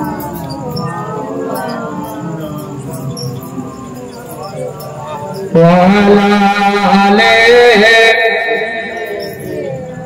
মাওলানা মুহাম্মদ সাল্লাল্লাহু আলাইহি ওয়াসাল্লাম। আমরা সুন্নি মুসলমান, আমরা সুন্নি মুসলমান, আমরা সুন্নি মুসলমান। মুহাম্মদ জোরে বলুন সুবহানাল্লাহ। আমরা সুন্নি মুসলমান, আমরা সুন্নি মুসলমান, আমরা সুন্নি মুসলমান। প্রয়োজন হলে নবীর প্রেমে, প্রয়োজন হলে নবীর প্রেমে দিব নিজের জান। আমরা সুন্নি মুসলমান, আমরা সুন্নি মুসলমান, আমরা সুন্নি মুসলমান। দয়ার নবী নূরের ছবি, তিনি তোমাদের সাহারা। ছাড়া হরদম হোসে আজা দিচ্ছেন মোদের পাহারা, দিচ্ছেন মোদের পাহারা। দয়ার নবী নূরের ছবি, তিনি তোমাদের সাহারা। ছাড়া হরদম হোসে আজা দিচ্ছেন মোদের পাহারা, দিচ্ছেন মোদের পাহারা। ভারত রাজা আজমির খাজা, তিনি তোমাদের নেগেবান। আমাদের সরকার আলা হযরত আরো মুস্তাফা রাজা খান, আরো মুস্তাফা রাজা খান। আরে মাথায় রেখেছে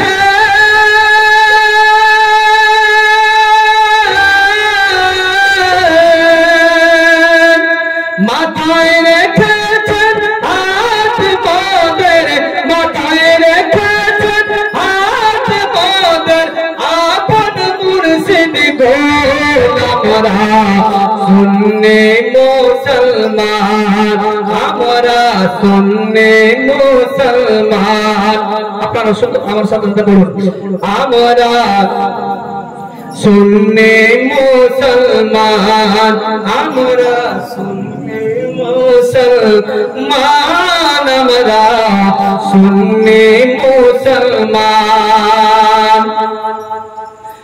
আমাদের সাম এটাই তো মহান হয়েছে নবীজির গোলাম উঠতে বসতে চলতে ফিরতে করি নবীজিকে সালাম করি নবীজিকে সালাম আমাদের সাম এটাই তো মহান হয়েছে নবীজির গোলাম উঠতে বসতে চলতে ফিরতে করি নবীজিকে সালাম করি নবীজিকে সালাম কখনো পড়ি ভালগল উলা কখনো পড়ি আনাবে কখনো পড়ি মুস্তাফা জানে কখনো একসাথে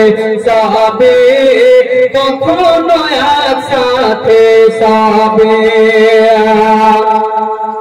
আবার কখনো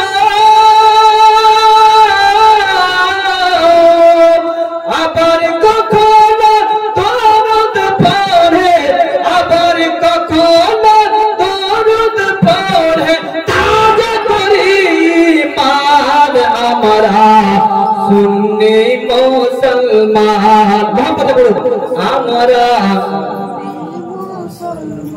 আমরা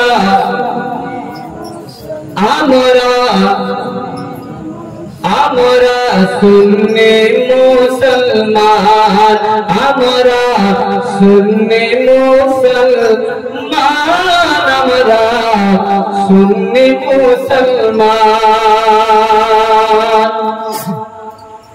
বাপজিরা আমরা সকলে ভালোভাবে অবগত আছি যে এই মাসটি হচ্ছে মাহে রবিউল আউয়াল মাস নাকি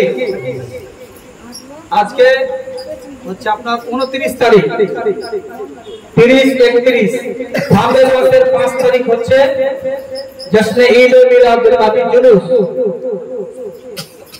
খুতবার পরে পরে আপনাদের সামনে দুইটা আয়াতে কারিমা আমি তেলাওয়াত করেছিলাম এতক্ষণ পর্যন্ত একটা আয়াতের উপরে এতক্ষণ ধরে কথা বললাম দ্বিতীয় আয়াত তেলাওয়াত করেছিলাম আল্লাহ পাক আল কোরআনুল কারীমে ইরশাদ করে বলেন কুল বিফাদলিল্লাহি ওয়া বিরহমাতিহি ফাবিযালিকা ফালইফরাহু আল্লাহ পাক বলেন হে আমার হাবিব আপনি বলে দিন বিশ্বের মানুষকে যে তোমরা আল্লাহর রহমত আল্লাহর ফজল পাওয়ার পরে সেটা তোমরা খুশি প্রকাশ করো এটা কার এই আদেশ বাবা আচ্ছা কথা বুঝতে পারেন না আমার হ্যাঁ ও কিছু বলতে চাইলে তো বুঝতে পারবো একটা মানুষ কিন্তু ডাক্তারের কাছে গেছে কথা কম বুঝতে পারে প্রত্যেকটা কথাতে মাথা হিলায় ডাক্তারের কাছে গেছে ডাক্তার ওকে বলেছে যে আপনাকে রক্ত পরীক্ষা করাতে হবে ইউরিন টেস্ট করাতে হবে পেশাব পরীক্ষা করাতে হবে এবার কিন্তু বাবারা ওদের পেশাব পরীক্ষা করতে হবে এবার ও কিন্তু বুঝতে পারবে যে ওখানে পেশাব আপনার পরীক্ষা হবে না বাড়ি থেকে পেশাব নিয়ে আসতে হবে ডাক্তারও তো খুলে বলতে বলেনি কারণ ডাক্তারের কাছে রোগীতে আপনার অনেক ভিড় হয় রিপোর্ট করে ডাক্তারের কাছে রিপোর্ট দেখার সময় পায় না ডাক্তার পাঠিয়ে দিয়ে গ্রামের ডাক্তারকে দিয়ে রিপোর্ট দেখিয়ে নেবেন করে না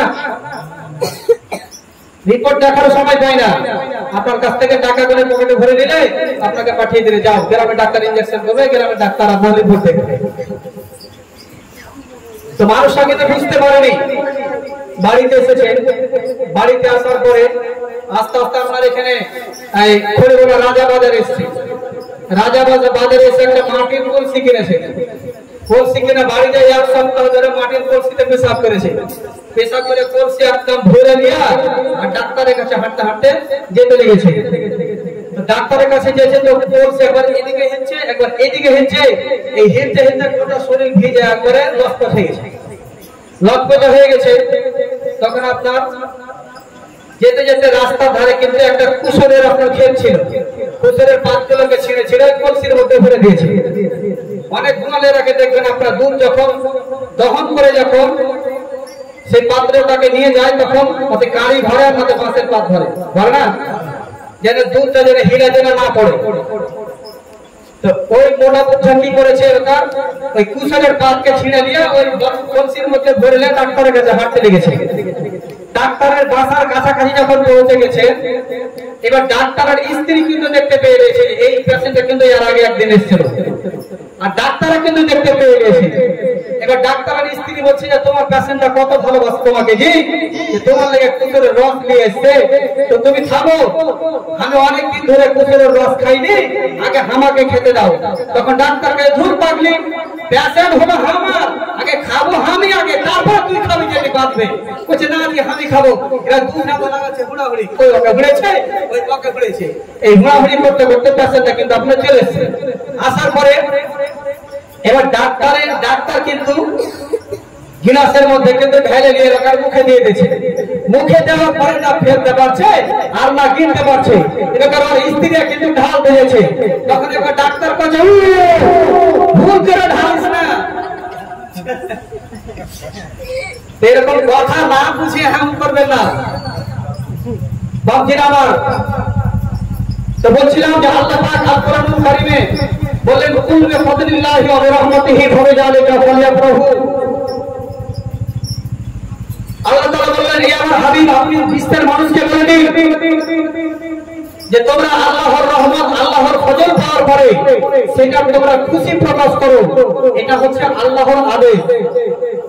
এই আয়াতে কারিমা থেকে মুফাসসিরগণ দুইটা জিনিস বুঝিয়েছে, একটা হচ্ছে ফজল আর একটা হচ্ছে রহমত। এই ফজল থেকে মুফাসসিরগণ বলেছেন আমার দয়ার নবী মায়ার নবী মুস্তাফা জেরে বলেন সুবহানাল্লাহ। রহমতের ব্যাপারে আল্লাহ পাক আল কোরআনুল কারীমের অপর জায়গাতে বলেছেন ওয়া মা আরসালনাকা ইল্লা রাহমাতাল লিল আলামিন, হে আমার হাবিব আমি আপনাকে সমগ্র পৃথিবীর জন্য রহমত বা দয়া করে প্রেরণ করলাম। আর রহমত এখানে কে হলো বলা, আমার দয়ার নবী মায়ার নবী। আমার নবীর ব্যাপারে বলছেন আমার নবী আমি আপনাকে সমগ্র পৃথিবীর জন্য রহমত বা দয়া করে প্রেরণ করলাম। তাহলে এখানে হচ্ছে আমার দয়ার নবী হচ্ছে রহমত। তাহলে আমার আল্লাহ তাআলা বললেন যে আমার রহমত আর আমার ভজন পাওয়ার পরে মানে আমার নবী মুস্তাফাকে তোমরা পাওয়ার পরে তোমরা সেটার খুশি প্রকাশ করো। এই জন্য আমরা সুন্নি মুসলমান আমার নবীর আগমনের দিবসে আমরা বাড়িতে খিচুড়ি রান্না করি, বাড়িতে বিরিয়ানি রান্না করি, গরিব ফকির মিসকিনদের মুখে তুলে দেই। আমরা এই জন্য বাড়িতে আপনার নবীর জশ্ন ঈদ মিলাদুন নবীর বাড়ির মধ্যে পতাকা লাগাই, নিজের বাড়িতে কোরআনের তিলাওয়াত করি।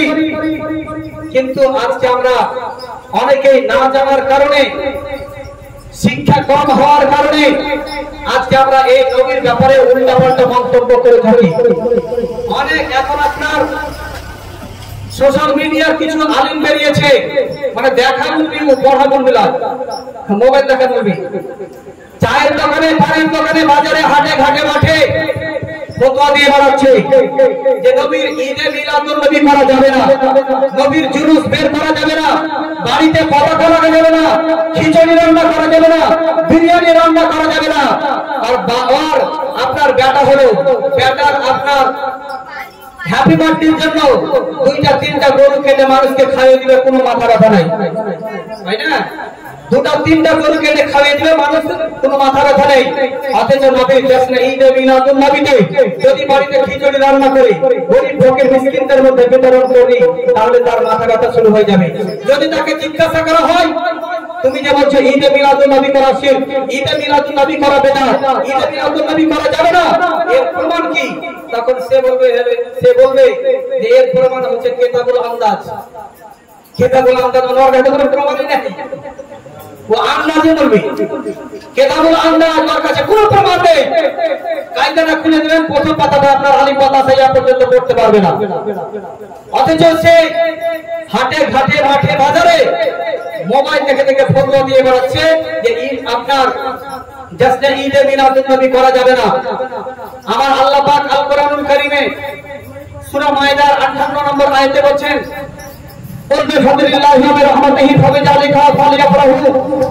আমার হাবিব আপনি বিশ্বের মানুষকে বলে দিন যে তোমরা আল্লাহর ভজন আল্লাহর রহমত পাওয়ার পরে সেটা তোমরা খুশি প্রকাশ করো। তাহলে আল্লাহ বলছেন তোমরা খুশি প্রকাশ করো আমার নবীকে পাওয়ার পরে তোমরা খুশি করো। আর এই মোল্লা বলছে খুশি করিও না। এখন আপনারা আল্লাহ শুনবেন না মোল্লার শুনবেন? কোনটা শুনবেন? বা আল্লাহ শুনবেন? তাহলে এই মোল্লার কথা শোনা যাবে না। মোল্লা যদি আপনাকে বলে ঈদে মিলাদুন নবী করা যাবে না, তাকে কানটা ধরে মুফতি সাহেবের কাছে নিয়ে আসবেন, আমার কাছে নিয়ে আসবেন। কি করে আপনি বুঝাতে হয় বুঝে দিব। ব্রাদার ইসলাম, আজকে আমরা অনেকেই অনেক ধরনের পার্টি করে থাকি। কেউ সিপিএম পার্টি করে, কেউ কংগ্রেস পার্টি করে, কেউ বিজেপি পার্টি করে, কেউ তৃণমূল পার্টি করে। অনেক মানুষ অনেক ধরনের পার্টি করে। যে টিএমসি পার্টি করে তার বাড়িতে টিএমসির পতাকা থাকে, যে কংগ্রেস পার্টি করে তার বাড়িতে কংগ্রেসের পতাকা থাকে, যে সিপিএম পার্টি করে তার বাড়িতে সিপিএম এর পতাকা থাকে, যে আপনার বিজেপি করে তার বাড়িতে বিজেপির পতাকা থাকে। রাস্তা দিয়ে যত মানুষ যায় তখন সেই বাড়িটার দিকে তাকায় যে এই বাড়িটাতে কংগ্রেসের পতাকা লাগা আছে। রাস্তার যত মানুষ যায় দেখে তারা বুঝতে পারে যে এই বাড়ির মানুষ পাক্কা বিজেপির মানুষ। যে বাড়িতে কংগ্রেসের পতাকা লাগা থাকে রাস্তার মানুষ দেখে বুঝতে পারে যে এই বাড়ির মানুষ হচ্ছে পাক্কা কংগ্রেসের মানুষ। যে বাড়িতে সিপিএম এর পতাকা লাগা থাকে রাস্তার মানুষ দেখে বুঝতে পারে যে এই বাড়ির মানুষ হচ্ছে পাক্কা সিপিএম এর মানুষ। ব্রাদার ইসলাম, আমরা বিশ্বনবীর আগমনের বাড়িতে নিজের মসজিদে বাড়িতে দপ্তরে পতাকা লাগিয়ে আমরা বিশ্বের মানুষকে আমরা জানিয়ে দিতে চাই যে আমরা হচ্ছে নবীর আশিক, নবীর দিওয়ানা। যারা বলেন সুবহানাল্লাহ। এই জন্য আমরা নিজের বাড়িতে পতাকা লাগাবো। নিজের কোন নেতা মাথার পতাকা লাগাবো না, কোন পার্টির আমরা পতাকা লাগাবো না। যেই নবীর কারণে আজকে আমরা পৃথিবীর আলো দেখতে পেয়েছি, যেই নবীর কারণে আমরা কোরআনের মতো কিতাব পেয়েছি, যেই নবীর কারণে আজকে আমরা এই দুনিয়াতে আসতে পেরেছি, সেই নবীর খুশির আগমনে, সেই নবীর জাসনা ঈদে মিলাদুন নবীতে খুশি হয়ে আমরা নিজের বাড়িতে পতাকা লাগাবো। নিজের বাড়িতে খিচুড়ি রান্না করে গরিব ফকির মিসকিনদের মধ্যে তুলে দেব। আমরা সেই নবীর আপনার জুলুসে আমরা নিজের বাড়িতে কোরআনের তেলাওয়াত করব। ব্রাদার ইসলাম, কারণ আমরা কারো গোলাম নয়, আমরা হচ্ছে নবীর গোলাম। জোরে বলবো সুবহানাল্লাহ। এই পতাকা লাগা প্রমাণ হাদিস কোরআনে আছে কি নাই? অবশ্যই আছে বাবা। জান্নাত থেকে 3 জন মহিলা 3টা পতাকা নিয়ে এসেছিলেন। 3টা পতাকা নিয়েছে। তারা একটা পতাকা আল্লাহর নবীর যেটা ঘর ছিল সে ঘরে গেড়েছিলেন, আর একটা পতাকা বাইতুল মুকাদ্দাসে, আর একটা পতাকা আপনার কাবা ঘরের ছাদে আপনার গেড়েছিলেন। হাদিস থেকে প্রমাণিত। তো এই পতাকা লাগা হযরত জিবরিল আলাইহিস সালামের সুন্নাত। ধরে বলেন সুবহানাল্লাহ। জিবরিল আমিন ফেরেশতা নবীর পতাকা লাগিয়ে পৃথিবীর মানুষকে এটা শিক্ষা দিল যে এই পৃথিবীর মানুষ তোমরা কিয়ামত পর্যন্ত এর বিরোধিতা করবে না। আমি ফেরেশতা হয়ে নবীর আগমনের পতাকা আমি লাগালাম। বিশ্বের মানুষকে আমি শিক্ষা দিলাম যে আমার দেখো আমার নবীর পতাকা লাগিয়ে নবীর ঈদে মিলাদুন নবীতে খুশি করা যাবে, বাড়িতে পতাকা লাগানো যাবে। এই জন্য জিবরিল আমিন ফেরেশতা বিশ্বের মানুষকে এটা শিক্ষা দিয়েছে। বাপ এবার যে বলবে যে পতাকা লাগা যাবে না, তাহলে বুঝে নেবেন রকিব ফেরেশতার থেকে বেশি বুঝে। বাপজিরা আমার, এইরকম মানুষের হাত থেকে নিজের ঈমানকে রক্ষা করবে। এখন বর্তমানে সমাজে ঈমান চোর অনেক বেরিয়েছে। মানুষের ঈমান এখন হচ্ছে আপনার প্রচুর পাতাতে যেরকম পানি রাখতে গেলে টলমল টলমল টলমল করে, সেই রকম হয়ে গেছে মানুষের ঈমান।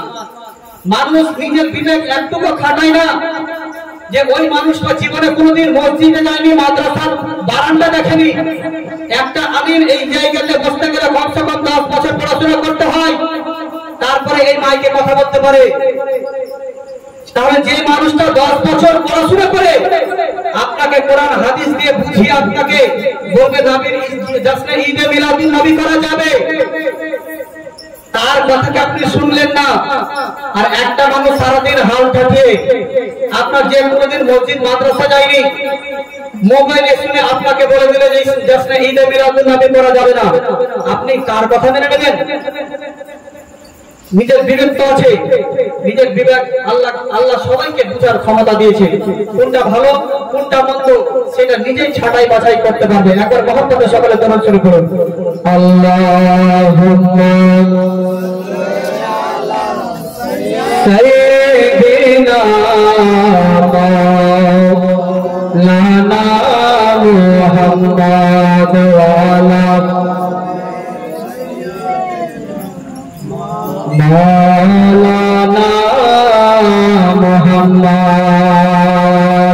আমার নবী মায়ার নবী মুস্তাফা সাল্লাল্লাহু আলাইহি ওয়াসাল্লাম এই আপনার বাড়ি নবী সম্মানের দিন শুভ সাদিকের সময় মা আমিনার গর্ভ থেকে পৃথিবীর জমিনে এসেছিলেন। মা আমিনা রাদিয়াল্লাহু তাআলা আনহা বলেন, একদিন সম্মানের দিন শুভ সাদিকের সময় আমি নিজের ঘরের মধ্যে বসে আছি, আমার পেটে বিশ্বের নেতা আছে।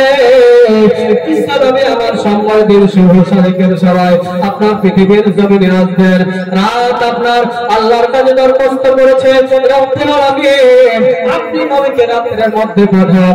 আমার আল্লাহ বলে, রাত্রে কেন তুমি বলছো যে নবীকে রাতের মধ্যে পাঠাও?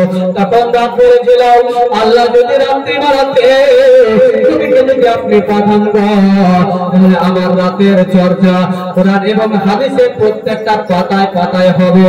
এই জন্য আমি রাত আমার এই রাতের মধ্যে নবী মুস্তাফাকে পাঠান।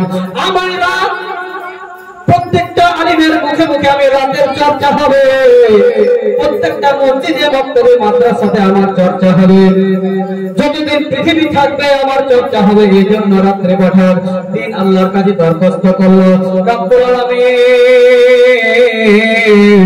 আমি নবী মুস্তাফাকে আপনি দিনের মধ্যে পাঠান। আমার আল্লাহ বললেন, কেন আমি নবী মুস্তাফাকে দিনের মধ্যে পাঠাবো? এবার দিন তখন বললো যে আমি নবী মুস্তাফাকে দিনের মধ্যে পাঠাও। আমার আল্লাহ বলে, কেন পাঠাবো বলো? তিনি একই কথা বললো, আল্লাহ যদি দিনের মধ্যে নবী মুস্তাফাকে পাঠান আমি দিনের চর্চা কোরআন হাদিসের পাতায় পাতায় হবে, আমি ওলামাদের মুখ থেকে মুখে মুখে মুখে হবে, জালসা জীবনীতে হবে, মক্তবে মসজিদ মাদ্রাসাতে হবে, দিনের চর্চা হবে। এই জন্য নবী মুস্তাফাকে আপনি দিনের মধ্যে পাঠান। করে বলেন সুবহানাল্লাহ। এইদিকে আপনার জঙ্গলের পশুরা খবর পেয়েছে নবী মুস্তাফা সকালবেলাতে সোমবারের দিন শুভ সাদিকের সময় আসবে। জঙ্গলের পশুরা এক অপরকে খবর দেয়, নদীর মাছেরা এক অপরকে খবর দেয়, আজকে সকালবেলাতে নবী মুস্তাফা পৃথিবীর জমিনে আসবে। কি আনন্দ, কি আনন্দ!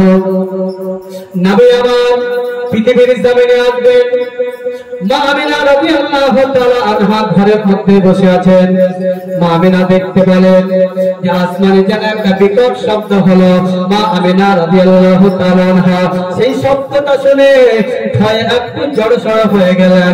মা আমিনা রাদিয়াল্লাহু তাআলা আনহা যখন ভয়ে জড়সড় হয়ে গেলেন, মা আমিনা রাদিয়াল্লাহু তাআলা আনহার ঘরের মধ্যে একজন প্রবেশ করলো, একটা ফরিস্তা তার প্রবেশ করলো।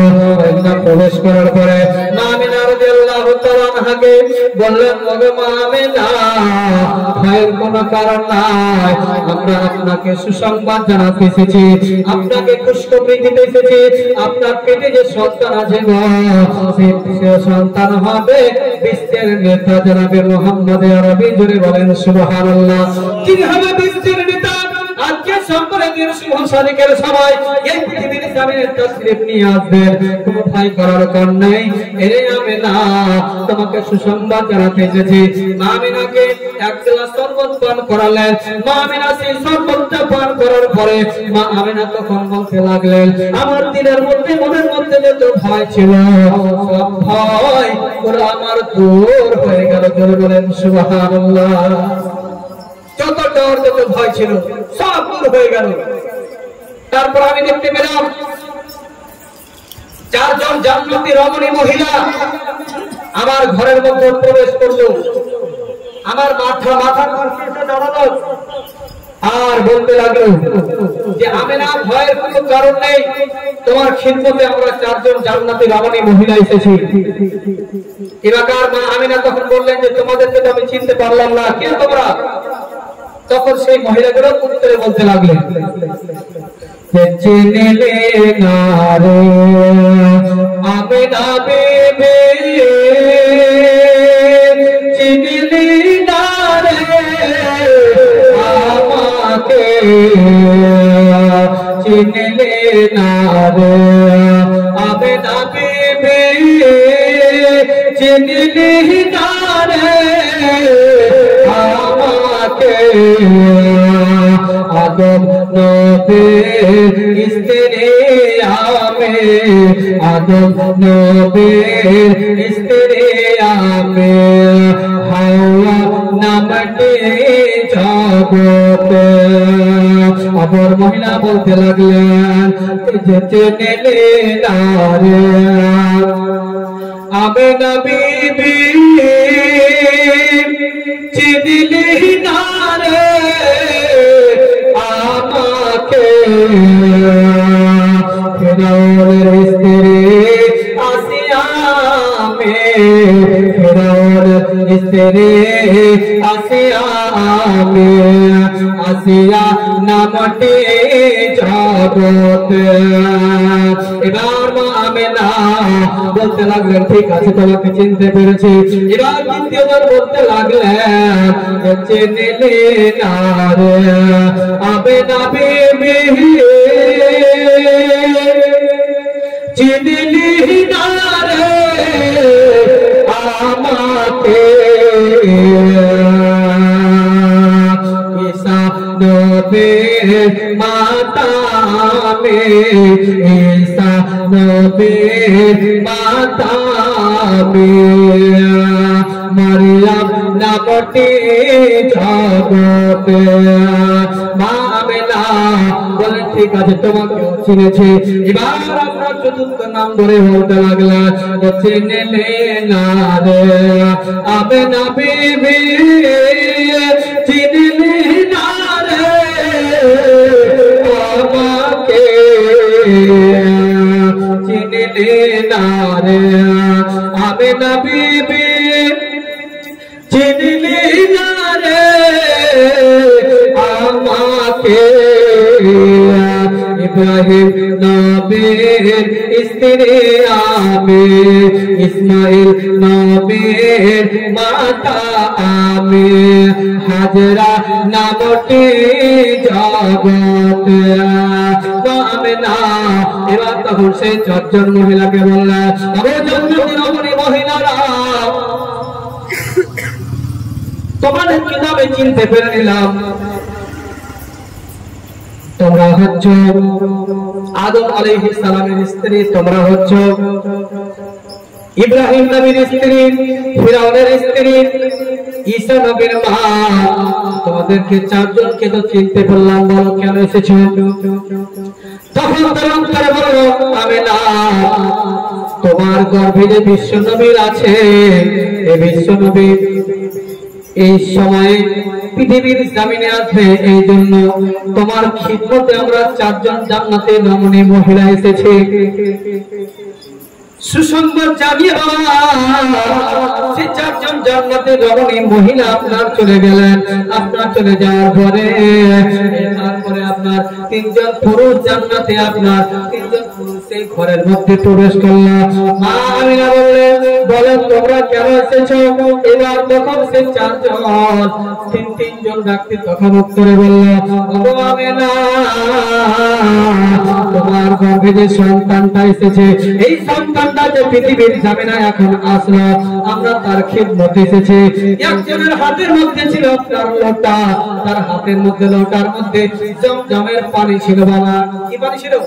জমজমের পানি। একজনের হাতের মধ্যে আপনার রেশমি চাদর, একটা রুমাল ছিল, আর একজনের মধ্যে একটা বড় চাদর ছিল। তিনজন তখন বললেন যে আমিনা নবী মুস্তাফাকে আমাদেরকে একটু দাও। আমার নবী মুস্তাফাকে নিয়ে প্রথম একজন নিয়ে সেই লোটার পানি দিয়ে তাকে গোসল করালেন। গোসল করার পরে তারপরে দ্বিতীয় জন আমার নবী মুস্তাফাকে নিয়ে তখন সে রেশমি কাপড় দিয়ে, সে চাদরটা দিয়ে আপনার মুছিয়ে দিলেন। মুছিয়ে দেওয়ার পরে তৃতীয়জনের হাতে ছিল একটা আংটি মাহারে নবুয়ত, সেই মাহারে নবুয়তটাকে নবীর কাঁধের মধ্যে লাগিয়ে দিলেন। লাগিয়ে দেওয়ার পরে আমিনা রাদিয়াল্লাহু তাআলা আনহার কোলে আবার নবী মুস্তাফাকে আবার দিয়ে দিলেন। নবী মুস্তাফাকে দিয়ে দেওয়ার পরে তখন সেই তিনজন পুরুষ আবার আমিনার ঘর থেকে চলে গেলেন। মা আমিনা রাদিয়াল্লাহু তাআলা আনহা আমার নবীকে কোলে পেয়ে অত্যন্ত খুশি হলেন। মা আমিনা বলে, আমার ছেলের এই নূরে আমি শাম দেশের বড় বড় অট্টালিকা শহরগুলোকে, বড় বড় বিল্ডিং গুলোকে, আমার নবীর আমার ছেলের এই নূরে বড় বড় শাম দেশের শহরগুলোকে আমি দেখতে পেয়েছি। তিনি বলেন সুবহানাল্লাহ। আর অনেক গাধা বলছে যে নবী মাটির তৈরি ছিল। মাটির তৈরি থাকলে কি মা আমিনা শাম বাসরার বড় বড় শহরগুলোকে কি দেখতে পেতেন? মা আমিনা রাদিয়াল্লাহু তাআলা আনহা বললেন যে আমার ছেলে যখন এই পৃথিবীর জমিনে যখন আসলো, আমার ছেলের নূরে আমার ঘরটা আলোকিত হয়ে গিয়েছিল, আমার ঘরটা আলো হয়ে গিয়েছিল। মা আমিনা বলেন, মা আমিনা আমার নবীকে কোলের মধ্যে নিয়ে বসে আছেন। মা আমিনা রাদিয়াল্লাহু তাআলা আনহা বলেন যে আসমানের দিক থেকে একটা আওয়াজ আসলো, কেউ যেন বলল এই নবী মুস্তাফাকে নিয়ে যাও আর সারা বিশ্বে তাকে ভ্রমণ করাও। আমার নবী মুস্তাফাকে তখন কেউ যেন আমার নবী মুস্তাফাকে নিয়ে আমিনার কোল থেকে নিয়ে সারা বিশ্বটাকে ভ্রমণ করিয়েছিলেন। তারপরে মা আমিনা রাদিয়াল্লাহু তাআলা আনহা অনেক রকম চিন্তা ভাবনা করতে লেগেছিলেন যে রব্বুল আলামিন, আমি কি আমার এই সন্তানকে আর পাবো না নাকি গো আল্লাহ? আমার কোল থেকে আমার জানের টুকরা মোহাম্মদকে নিয়ে চলে গেল, আমি কি আমার ছেলেকে আগে আর পাবো না নাকি? এরকম অনেক আপনার চিন্তা ভাবনা করতে লেগেছিলেন। এই চিন্তা ভাবনা করতে করতে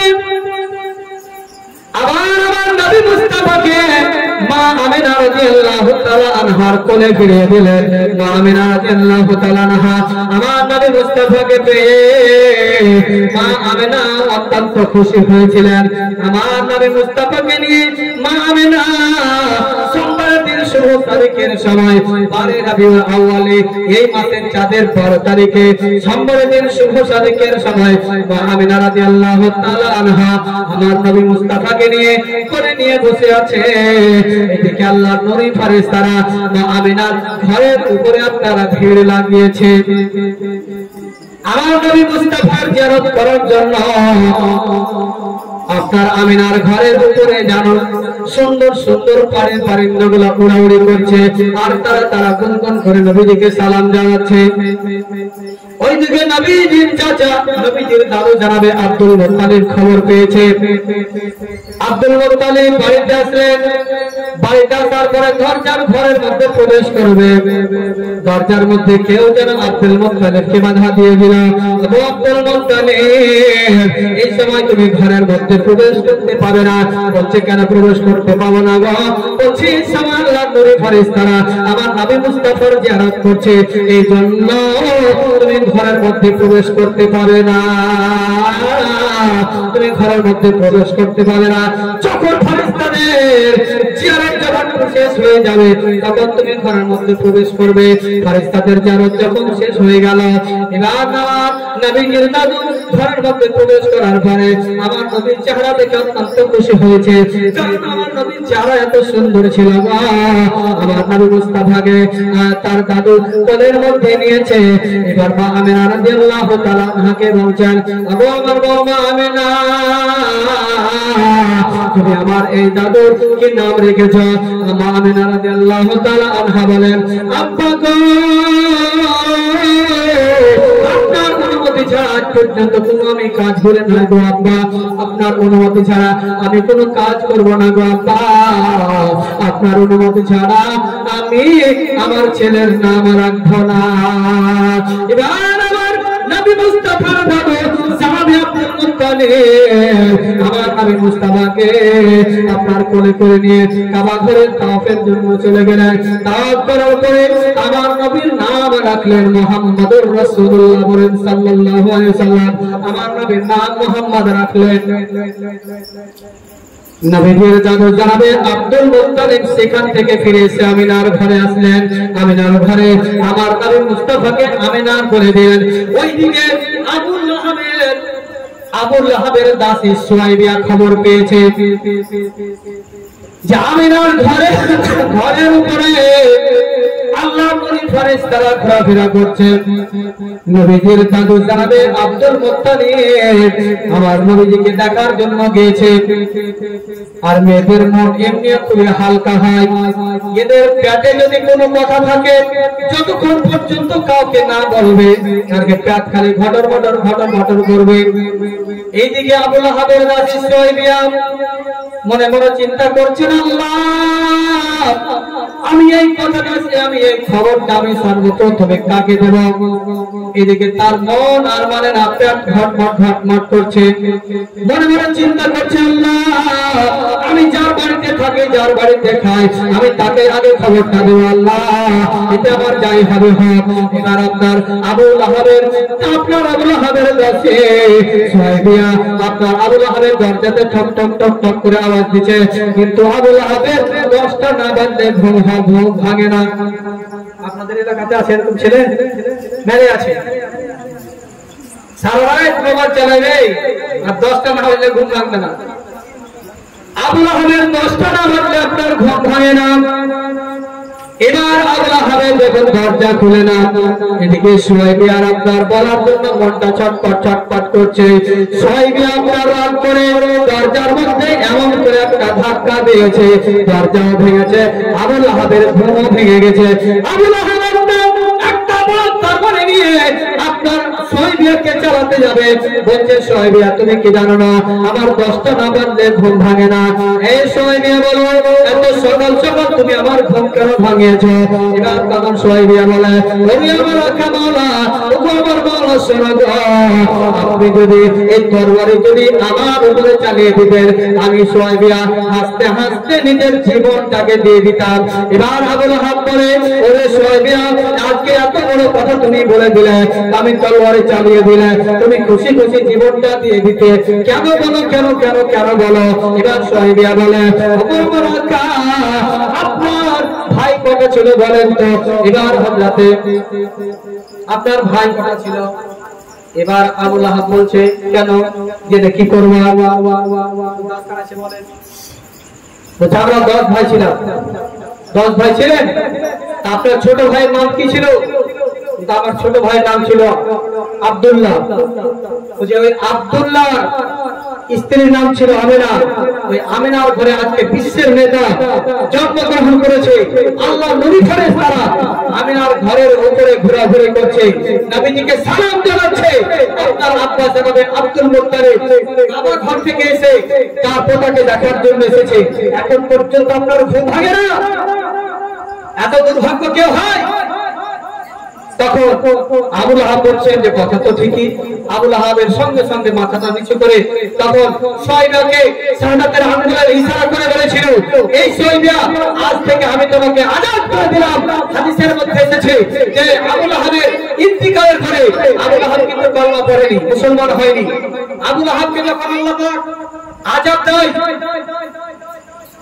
কিন্তু এই দিনটাতে যেই দিনে আমার নবী মুস্তাফার খুশিতে আবু লাহাব নিজের দাসী সুয়াইবিয়াকে আজাদ করেছিল, সেই দিনটাতে প্রতি বছরে এই রাবিউল আউয়াল মাসের চাঁদের 12 তারিখে আল্লাহ পাক ওই আবু লাহাবের শাহাদাতের আঙ্গুল দিয়ে পানি প্রবাহিত করেন। জোরে বলেন সুবহানাল্লাহ।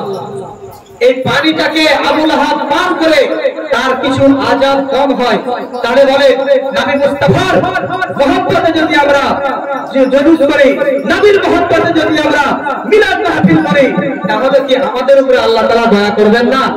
আবু লাহাবের মতো টাটকা বলগলা কাফিরকে যদি আল্লাহ তাআলা আপনাকে শাহাদাতের আঙ্গুল দিয়ে পানি প্রবাহিত করে পানি পান করাতে পারে, তাহলে আমরা তো হচ্ছে নবীর আশিক, আমরা হচ্ছে নবীর দিওয়ানা, আমরা তো হচ্ছে নবীর বান্দারা। তাহলে আমাদেরকে আল্লাহ তাআলা আমাদের উপরে দয়া করবেন না? আল্লাহ কি আমাদের উপরে রহম করবেন না? অবশ্যই করবেন বাবা। তো আবু লাহাব এবার সুয়াইবিয়াকে বললেন যে যাও তোমাকে আজ থেকে আমি আজাদ করে দিলাম। যাই হোক রাত অনেক হয়ে গেছে, 11:38। আরে চলবে, কালকে ওখানে আসা শুনতে হবে। কালকে আসবেন সবাই তো বলে ইনশাআল্লাহ। হ্যাঁ, যে কোনো কাজ করার মন্তব্য নেবেন সেটাতে ইনশাআল্লাহ বলতে হয়। একটা মানুষ কিন্তু একটা গ্রামে পয়সাওয়ালা মানুষ, তো মানুষের পয়সা হলে কিন্তু মানুষের অহংকার বেড়ে যায়, বাড়ে না? এবার কিন্তু আপনার বুক ফুলিয়ে চলে এসে হাঁটতে হাঁটতে এবার মসজিদের মুল্লি সাহেবের সঙ্গে দেখা হয়েছে। এবার মসজিদের মুল্লি সাহেব বলছে যে চাচা কোথায় যাবেন? বলছে মুল্লি সাহেব কালিয়াচক যাবো মটর কিনতে। মুল্লি সাহেব বলছে যে চাচা এইভাবে বলতে হয় না, বলেন যে ইনশাআল্লাহ মটর কিনতে যাবো, আল্লাহ যদি রাজি থাকে তাহলে যেতে পারবো, আল্লাহ যদি আপনাকে আগেই মেরে ফেলে দেয় তাহলে আপনি যেতে পারবেন? বলে ইনশাআল্লাহ কালকে মোটর কিনতে যাবো। টাকা আছে, কোম্পানিতে মোটর আছে, দোকানে মোটর আছে, ইনশাআল্লাহ বলা দেখি আছে, এই জায়গায় তো আমার মুল্লি সাহেবের দেখতে পারি খালি সব জিনিস ইনশাআল্লাহ ইনশাআল্লাহ। হ্যাঁ, এবার কিন্তু বড় লোকের এবার বুক ফুলিয়ে কিন্তু চলে গেছে, 60 হাতের গাড়িতে চেপেছে, 60 হাতে কালিয়াচক বালিডাঙ্গা ঢুকেছে, পকেট মারার এই দিক থেকে আপনার কেচি দিয়ে পকেট কেটে সাফ করে দিয়েছে। সাফ করে দেওয়ার পরে ওখানে মোটরে চলে গেছে, মোটরের দোকানে জামা করে নিয়েছে, মোটর নিয়ে নিয়েছে, হাতও নিয়ে নিয়েছে। এবার বিল করার পরে যখন পকেটে হাত দিয়েছে তো পকেট ফাঁকা, ফাঁকা করে দিয়েছে। তখন এত পয়সাওয়ালা মানুষ আর কি করবো, ওখানে লজ্জা তার মুখ চিন্তা করে লাল হয়ে গেছে। বলছে মুল্লি সাহেব তো ঠিকই করেছিল, যে কোনো কাজ করতে গেলে ইনশাআল্লাহ করতে হয়। মনে হয় মুল্লি সাহেবের সাথে মুল্লি সাহেবের কথা হয়তো শুনিনি, এই জন্য হয়তো আমার পকেট কেটে নিয়েছে। তো এখন থেকে যেটাই কাজ করবো আমি সবটাতেই ইনশাআল্লাহ বলবো। এলাকার ওখান থেকে আস্তে আস্তে এলাকার গ্রাম এসেছে, আবার মুল্লি সাহেবের সঙ্গে দেখা হয়েছে। বলছে মুল্লি সাহেব আপনি ঠিকই বলেছিলেন যে কোনো কাজ করতে গেলে ইনশাআল্লাহ বলতে হয়। বলছি কেন? মুল্লি সাহেব মনে মনে ভাবছে একদিনে পরিবর্তন হয়ে গেল, ব্যাপারটা কি? মুল্লি সাহেব কিন্তু বুঝতে পারে না কি ব্যাপার, কেন ইনশাআল্লাহ বলতে হবে? বলছে না ঠিকই বলেছেন আপনি, ইনশাআল্লাহ বলতে হবে। বলছে ইনশাআল্লাহ আপনি যখন বললেন তখন ইনশাআল্লাহ পরিমাণা থেকে যেতে ইনশাআল্লাহ 60 দহা আপনার 60 হাতে 60 দহা মরে যে ইনশাআল্লাহ টোটো ধরবো। টোটো ধরার পরে ইনশাআল্লাহ আস্তে আস্তে করে আপনার মজবপুর শেখ সাহি হয়ে যখন বালিয়াডাঙ্গা যাওয়ার পরে কালিয়াচকে যখন গেল ইনশাআল্লাহ যাওয়ার পরে ওখানে মোটর নিয়ে না, মোটর নেওয়ার পরে ইনশাআল্লাহ যেমনই পকেটে হাত দিচ্ছি ইনশাআল্লাহ দেখছি আর টাকাই নাই। তো কসম করে নিয়েছি এখন থেকে যে কোনো কথা বলবো ইনশাআল্লাহ ছাড়ার কথাই বলবো। মহাব্বত একবার শেষ করে দেবো, আপনারা হয়তো বিরক্ত হচ্ছেন। আল্লাহুম্মা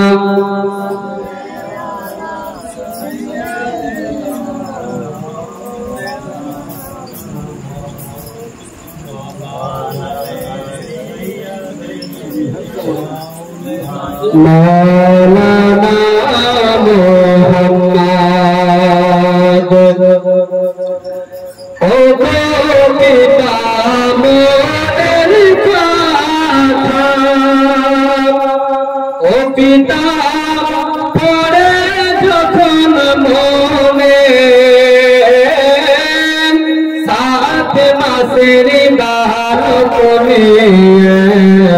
তবে ছিল বলে হাজরা, তবে ছিল বলে ছিল বলে হাজরা, তবে ছিল বলে ও হাজরা যখন বলে ছিল, ও হাজরা কতই না কষ্ট করে দুধের শিশু পানির জন্য ছটপট ছটপট করে গো হাজরা, ছটপট ছটপট করে, ছটপট ছটপট করে গো হাজরা, ছটপট ছটপট করে। ও পানি যখন না পাইল ও হাজরা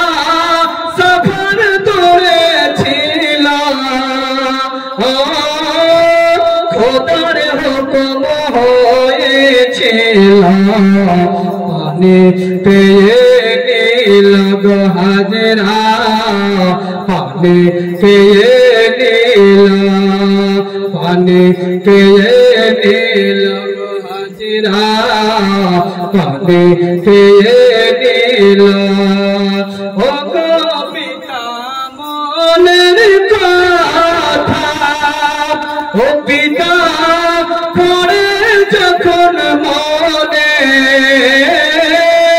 সাত মাসের বালক নিয়ে পড়েছিল বনে গো হাজরা পড়েছিল বনে ও হাজরা যখন বনে ছিল ও হাজরা কতই না কষ্ট করে দুধের শিশু পানির জন্য ছটফট ছটফট করে গো হাজরা ছটফট ছটফট করে ছটফট ছটফট করে গো হাজরা ছটফট ছটফট করে মোহাম্মদ জোরে বলুন সুবহানাল্লাহ আরো জোরে বলুন সুবহানাল্লাহ ও পানি যখন না পাইল ও হাজরা সফর করেছিল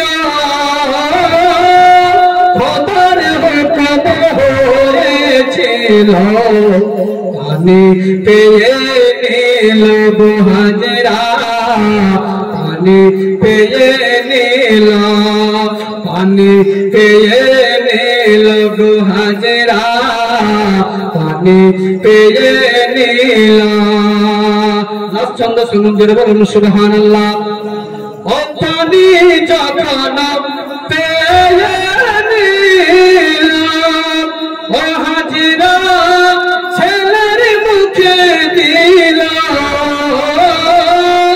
পানি পান করিয়া নবী দিলে শান্তি পেল গো হাজরা দিলে শান্তি পেল দিলে শান্তি পেল গো হাজরা দিলে শান্তি পেল ও গো পিতা মনের কথা ও পিতা পড়ে যখন মনে